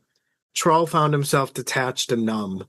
They had all knelt before their emperor, brother and son, the youngest of kin, now bedecked in gold coins, a voice ravaged but recognizable. Eyes they had all known now looked upon them with a fevered power. Fear had given up his betrothed, a terrible thing to have done. Rulad had demanded her. Troll thought to himself that that was obscene. Troll had never felt more helpless than he did now. He pulled his gaze from his father and turned to see his brother Benata speaking with Hull Bedict. Hull, who would betray his own people in the war Troll knew was coming. He thought, how had things come to this? How could they stop the unavoidable march? Fears heard saying, to not fight this, brother. Troll looked over at his brother and asked what they were fighting. His brother's expression turned angry and said that Rulad carries a sword. Troll responded and said that that sword had nothing to do with the Edur.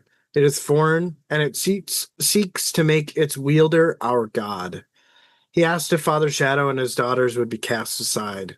Fear said that the sword was just a tool, and it fell to them, those closest to Rulad, to keep him held to their beliefs. Troll stared at his brother Fear. After a moment, Troll reminds Fear that he took his betrothed. Fear said if Troll mentioned that again, he would kill him. Troll looked away, his heart thumped heavily in his chest. Troll said that Rulad would not accept guidance. The sword and whoever made it guide Rulad now. That and madness.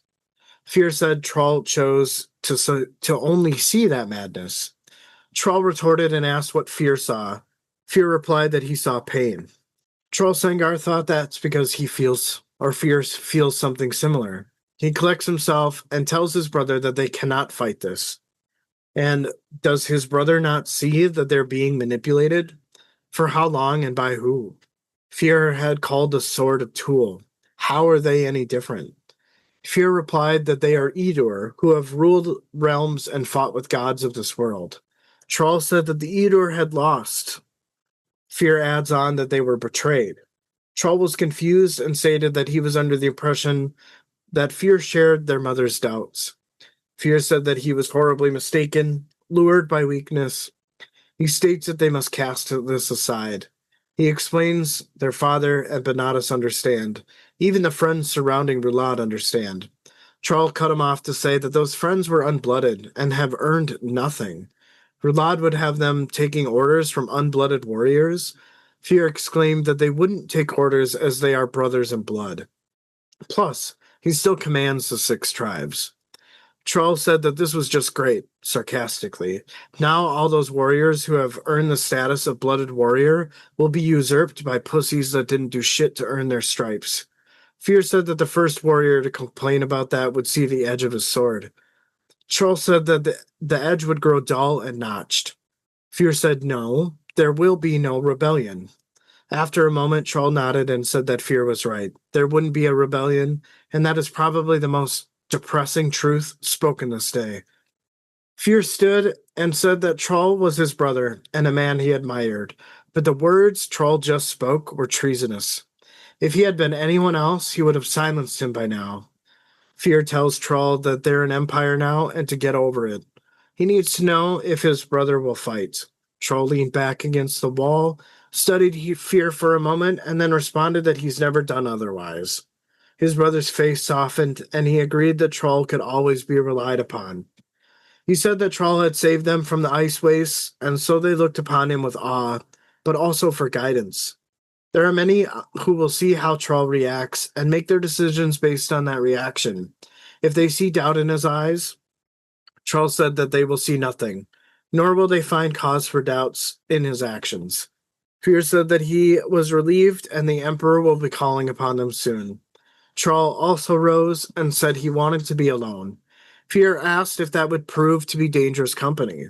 He thought to himself that if it does, he's as good as dead. He replied to Fear that it hasn't happened so far. Nice job, dude. Thanks, man.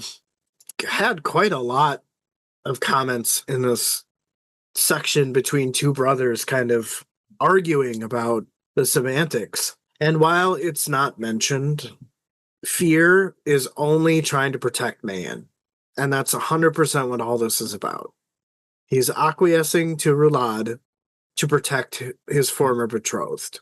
But he doesn't really have a choice, right? Like, how do you say no to the guy who just claimed, he says, I'm the emperor now.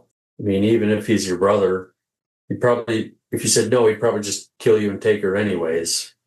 Right, exactly. So this is how he can stay close to somebody he truly cares about. And I think that speaks a lot for fear, but I think anybody would do the same, even though it's wrong.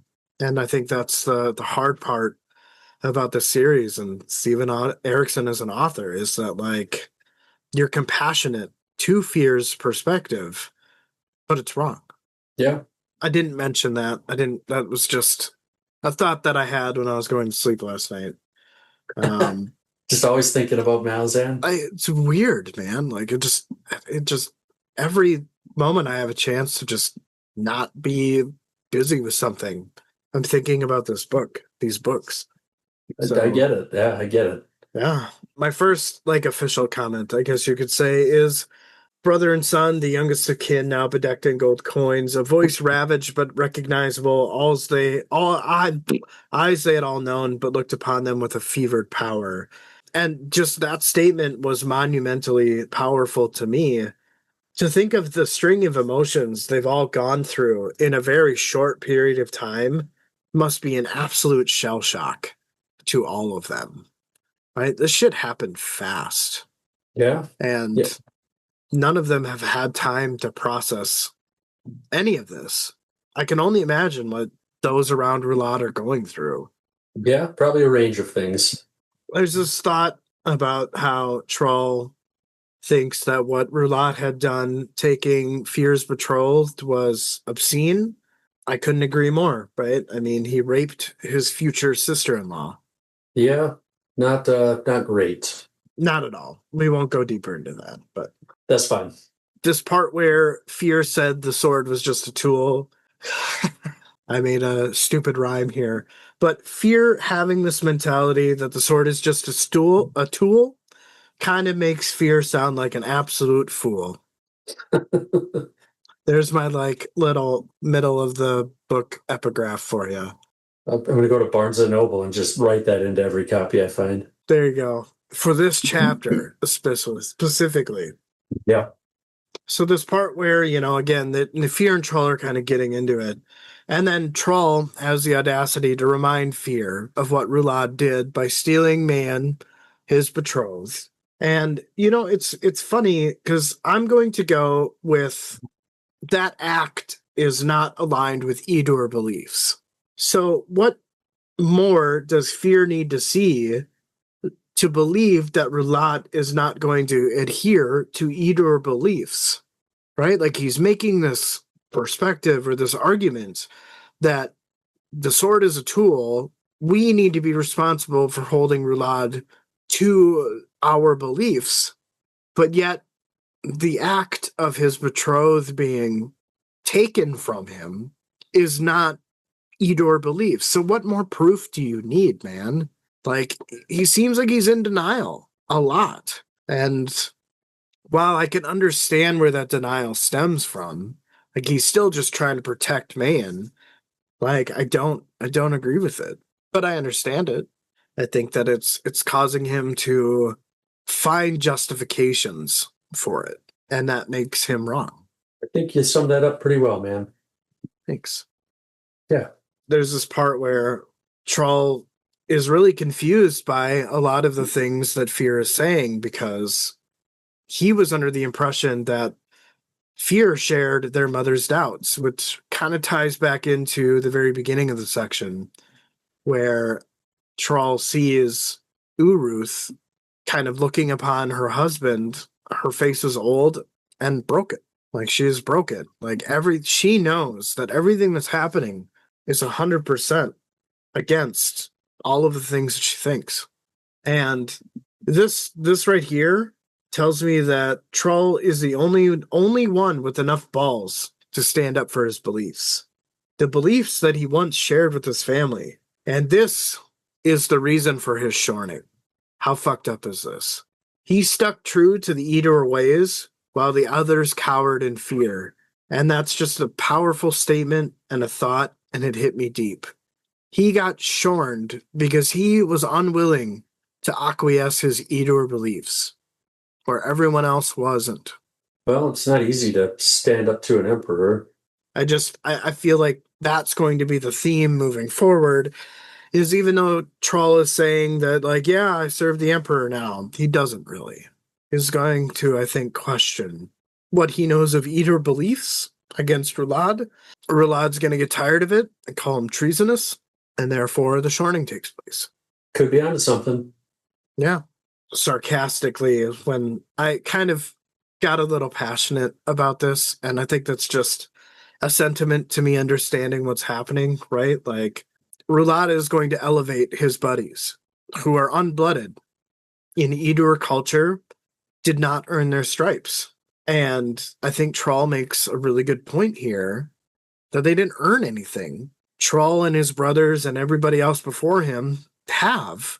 They've gone through everything that they needed to do to get that status. And that, meanwhile, everybody that is buddy to Roulade, regardless of status, is just going to get elevated no matter what. Maybe that's a bad mentality. I'm sure these people will probably not make the best decisions, when they're put in spots where they need to make decisions. Right. Yeah, they're untested. Untested. That is why those rules are in place in the first place, right? Right. So I found myself agreeing with him there, and I was a little heated about it. That's all good. My last thought on this particular section, Fear asks if his wanting solitude is going to be dangerous company. And Troll's like, you know what? If it does, I'm as good as dead. And I get the feeling that despite what he wants to do, he's going to realize in his solitude that his brothers will not be convinced otherwise. But now that puts him in an awkward position, because does he go along against his beliefs, or does he start a rebellion and get himself killed? Yes, I think we can probably assume he's going to stick to his beliefs. Right. Or he's going to try to go against them. I don't think that Troll will outwardly start a rebellion by any means, but I think that he's going to struggle, and I think everyone around him is going to realize that and eventually decide he's the weakest link. And goodbye. But yeah, that was all I had for that section. It was, again, conversational, but pretty big debate that makes you really think deep. Yeah. And I enjoyed that. Well, I believe this is my last section here, correct? Yep. Yes, it is. All right. Roulade told Hannon to leave. The exhaustion was noticeable in his voice. He told him to take his Krishnan with him. He wanted everyone out except Udinas. He even told Man to leave. Shortly after, it was just the two that remained. From what Udinas saw in Man's departure, looked more like a flight than anything else. He thought that there would be more moments like this. He was surprised when Udinas beckoned him closer. His voice was raspy. He wanted him close. He said to remind him. Udinas thought for a moment, then told him he had died. He had been dressed for an honorable burial. Then he came back with a sword in his hand. He came back and lives on once again. Roulade laughed and said, yes, that was it. Then the laugh stopped as a spasm ripped through him. Then he said, the wounds, and he trailed off. Udinas asked after him. Roulade said it was just a memory. Cold iron being pushed into his body. Cold fire. He tried to curl up and protect what he had already lost. He remembered. Udinas was silent, and since the emperor would not look at him, he was able to look around. The young should not die. That final moment was reserved for the aged, and some rules should never be broken. Roulade had been dead for too long to escape spiritual damage. If he was to be used as a tool, he was a flawed one. Udinas wondered to himself what value was in that. Roulade spoke up and said, we are imperfect. Udinas only stared and said nothing.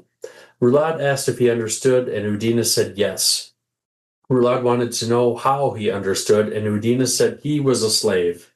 Roulade agreed and said again they were imperfect, and they could never match the ideals before them, and that was the burden of mortality. Roulade continued and said, he whispers in his mind, tells him what to say, makes him more clever than he is. So what did it make him? Udinus said it made him a slave also. Roulad said he was Taist Edur. Udinus could only agree. Roulad said he had the gift of life returned. Udinus said he was indebted. This made Roulad flinch. He was angry and told them they were not the same. He is not indebted. He is not Letheri. He sagged into a rustle of coins and asked the daughters to take him. There was so much weight to this. Udinus apologized. He said it was true. He was not indebted, nor was he a slave, though at times it might feel as if he were, especially when he was tired. Roulad agreed. He was tired. That was all. Udinus was hesitant, but asked if he was speaking through him now. There was a small shake of his head, and he said no. He doesn't speak through him. He only offers advice to help choose his words, help him order his thoughts. But the thoughts are his own. They must be. He isn't a fool. He only whispers confidence. Udinus said he had not eaten or drank. Does he know hunger and thirst? Can he get him anything? Roulad said he would eat and take some wine. Find a servant. Udinus went to the kitchens and found a servant. Udinus told Virik to get up. The emperor wants food and wine. Virik asked if the god would eat. Udinus said he wasn't a god, but to get food and wine fit for an emperor and be quick about it. He told him he knew what to do. He had been trained for this. Virik said he was scared. Udinus said he would tell him a secret. He liked them, didn't he? Since they are slaves, they have no reason to be afraid. It's the Edur who have a reason, and that gives them reason to keep laughing behind their backs. Did he remember doing that? It was his favorite game. Virik was shaken up, but he said he remembered. Udinus said good. Now he needed to go to the kitchen and show the others. He now knows the secret. If Virik shows them, the rest would follow. Food and wine. When he is ready, bring it to the curtain and give a low whistle like he normally would. They needed things back to normal, and it was the slaves that would help return things to normal. Virik said Featherwitch ran. Udinus cut him off, saying Featherwitch was young, and what she did was wrong. He had talked to her, and would do so again. Virik was comforted by Udinus, since he was the emperor's slave, and he was wise. They would listen to him, even though he was indebted. He has been elevated, and that Featherwitch had failed them. Udinus said not to be so hard on her. When Udinus had returned, Roulad asked what had taken so long. He had heard voices. Udinus said he was informing Virik of his requirements. Roulad said he was too slow. Next time, be faster. Udinus said he would do better. Roulad continued saying everyone must be told what to do. No one is capable of thinking for themselves. Udinus said nothing, didn't even smile, though the thought crossed his mind. Roulad said he was useful as a slave. At times they needed reminding, at unexpected times, and that's what he does for them. Food and drink at the proper times. Udinus only agreed. Roulad told him to stand in attention while they rested their eyes for a while. He stood watching from a dozen paces away, the distance between an emperor and a slave. Well, first thought here, we get Roulad, like he has the full memory of what happened to him. But man, what just like a brutal memory to whatever he does remember, being stabbed to death, and he remembers curling up and trying to protect himself to some extent. And that would suck. pretty traumatic, I think, to say the least. Oh, yeah, for sure. And I wonder if this is like also part of the spasms. I wonder if the crippled god is trying to like hold his memories at bay a little bit, but maybe not all the successful all the time. Yeah, could be. And then Roulad a little bit further on here, Udinus, he's thinking, that Roulad had been dead too long to escape any sort of like damage, right? If he's going to be used as a tool, he was a flawed one. And I just thought, well, that's what the crippled god likes. He wants the flawed ones. So, yep. And it seems that's how he makes them too. Yeah, he'll fit right in. Yeah. But then, so we get, I guess, I kind of feel like we get some, I don't know, maybe the word I'm looking for. I don't want to say like sensitivity or anything, but. I think I know where you're going with this. Yep. He's just, he's tired, right? He sits down and he just says there's so much weight to all this. He's feeling all this weight on his shoulders, right? And I like that because I think it allows us to see that Roulade is not just one thing, right? Like, sure, we saw him, he was kind of a confident asshole to the Letheri, right? Like, essentially, like, I feel like they declared war, right? Maybe not on paper, but he's like, we're going to be gunning for you. We'll let our actions talk. But then you have this moment where he's vulnerable. He's not just some superhuman thing. Like, we're seeing the cost of what he's gone through. We're seeing his flaws. And I think that's interesting. It makes him to me, a very interesting character and very much not just one dimensional to me. Oh, yeah, absolutely. But, Udanas, he nails this on the head, right? When he says that he's a slave and indebted. He's a slave to the crippled god, and he's indebted to the crippled god for bringing him back to life. He might not know that yet, or might not want to like accept that. But yeah, I Which think you're is right. the reason for his, as you said, sensitivity and vulnerability, right? Yeah.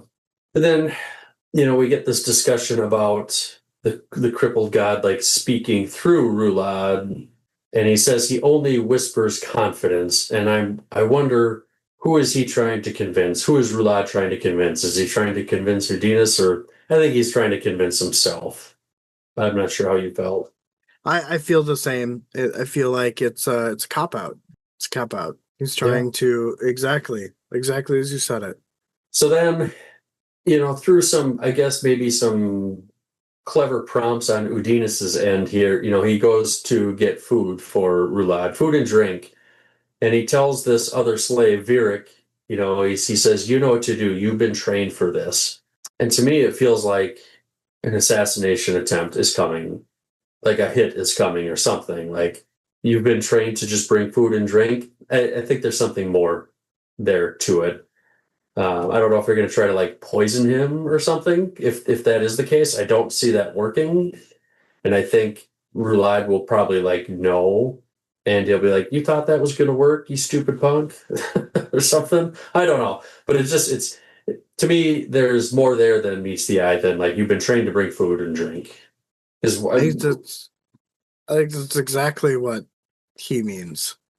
Because Virik is scared. He's afraid. And Udanas is just reminding him, like, hey, you know exactly what to do. You've been trained on how to deliver food and drink.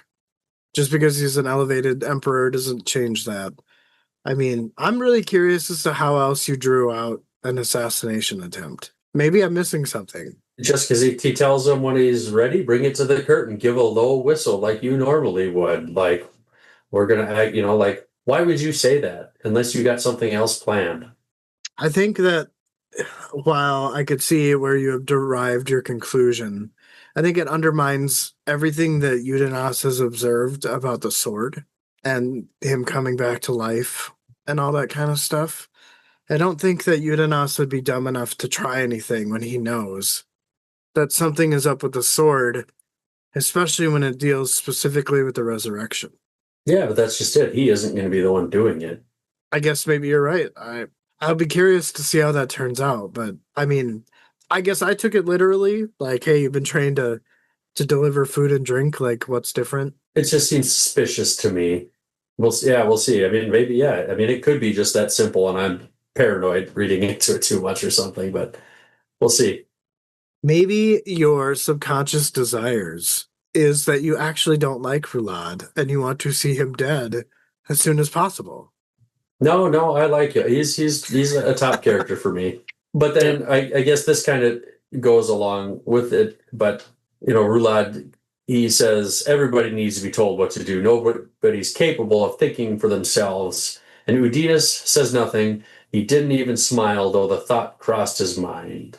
Well, whatever he's planning, I don't think it's going to go well. What did he just do? He had to tell Virik what to do. Right.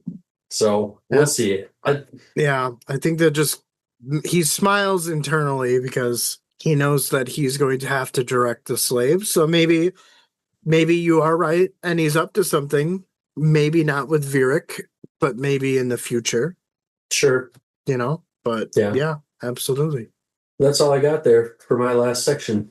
I think it's funny how, again, the very opening chapter or the very opening section, it starts off with the distance between an emperor and a slave, and our last interaction with the two ends the same way.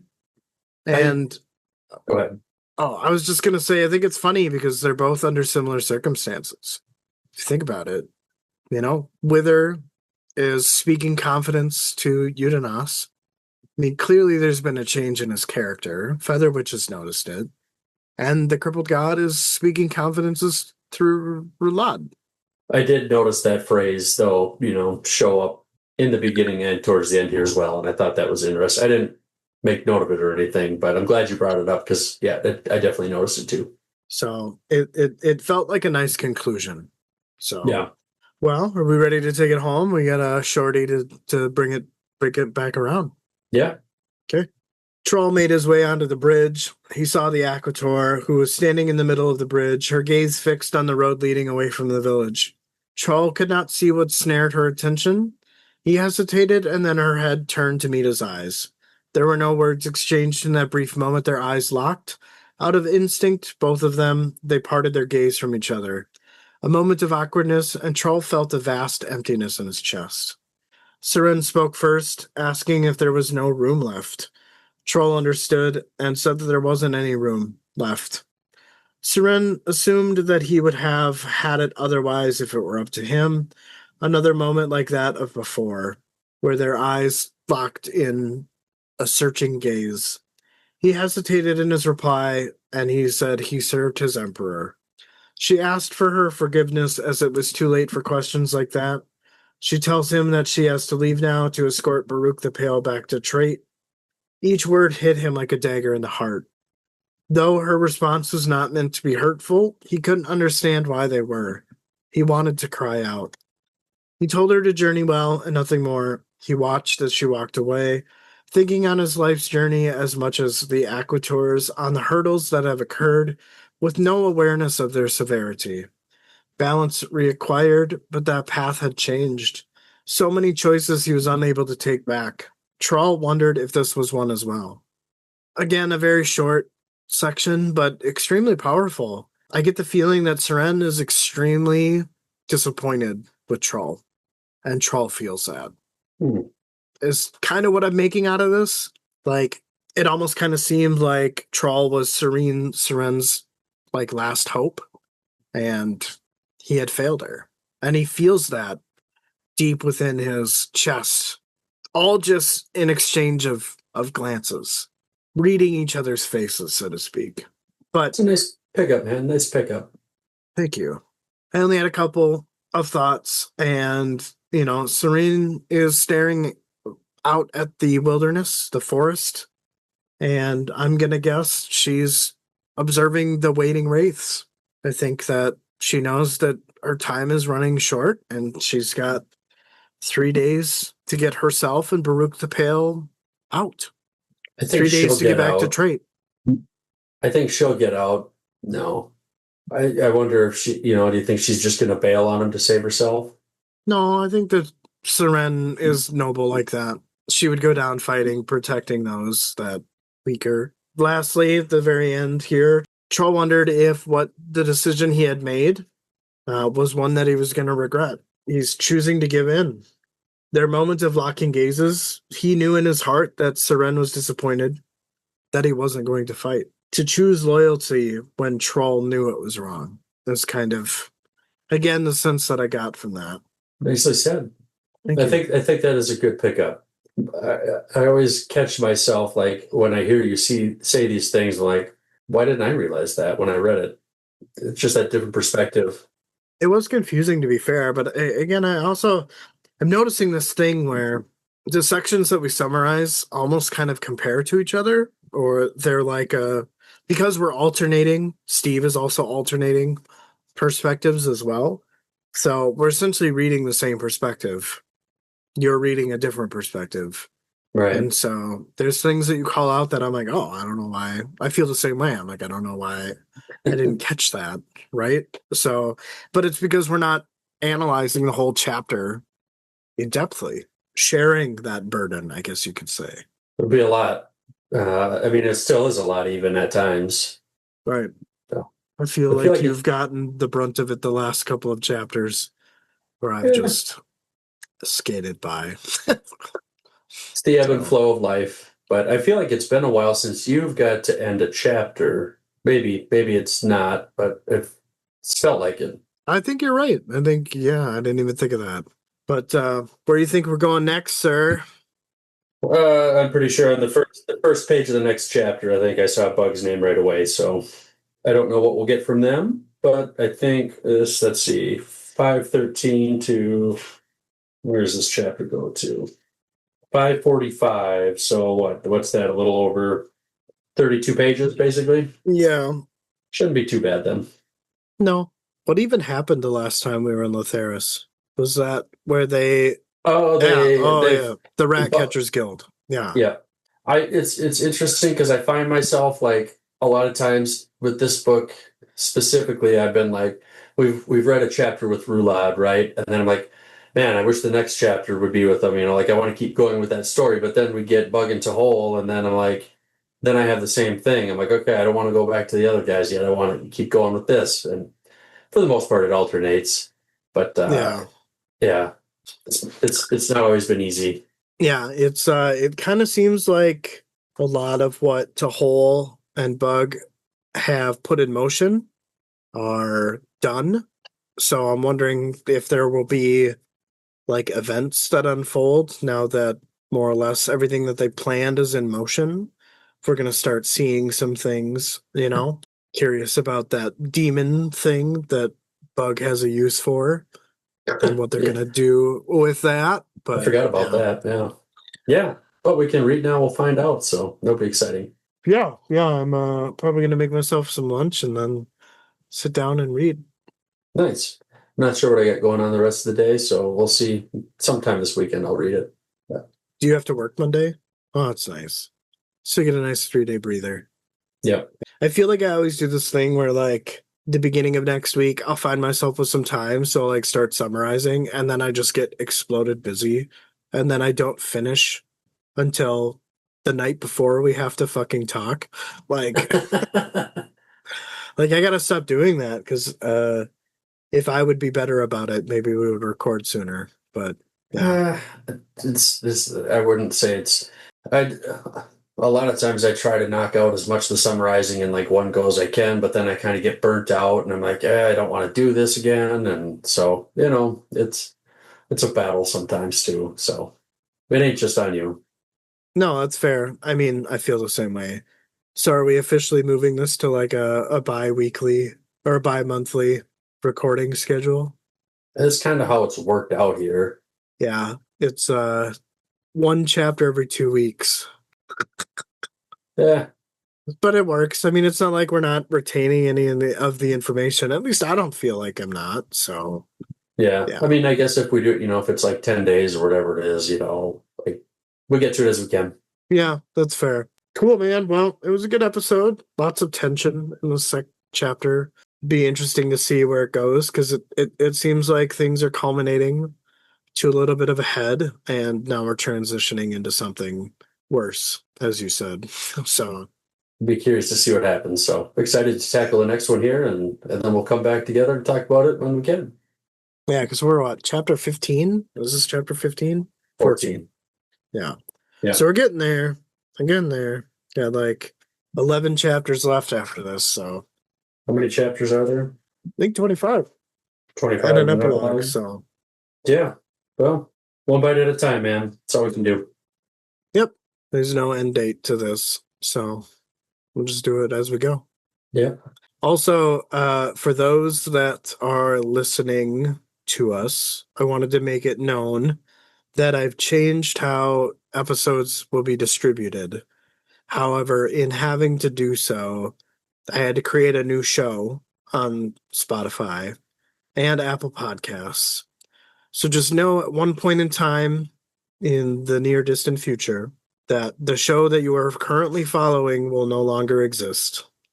And you will need to like, subscribe, listen to the new show that is already in fold. I only have, I think, up to chapter 5 of Gardens of the Moon up there.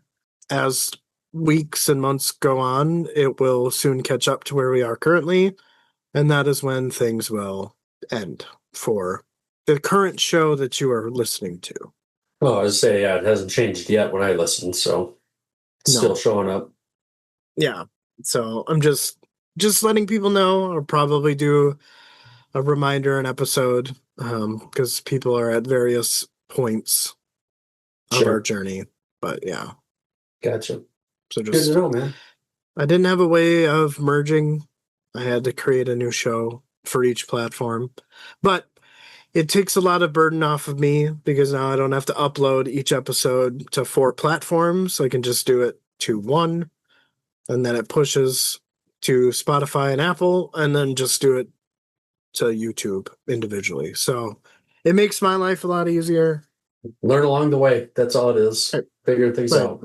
But again, if you want to hear it first, you get 2-day access to episodes 2 days before they are released to the public. So consider, $5 a month really isn't a ton. So join our little chain of Patreons and enjoy some bonus content as well. For sure. Yeah. But yeah, man, good episode, dude. Yeah.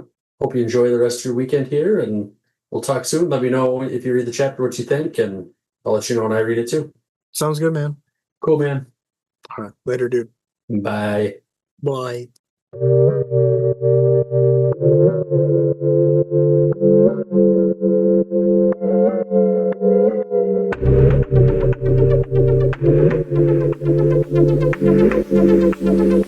DMJ's Epic Quest. DMJ's Epic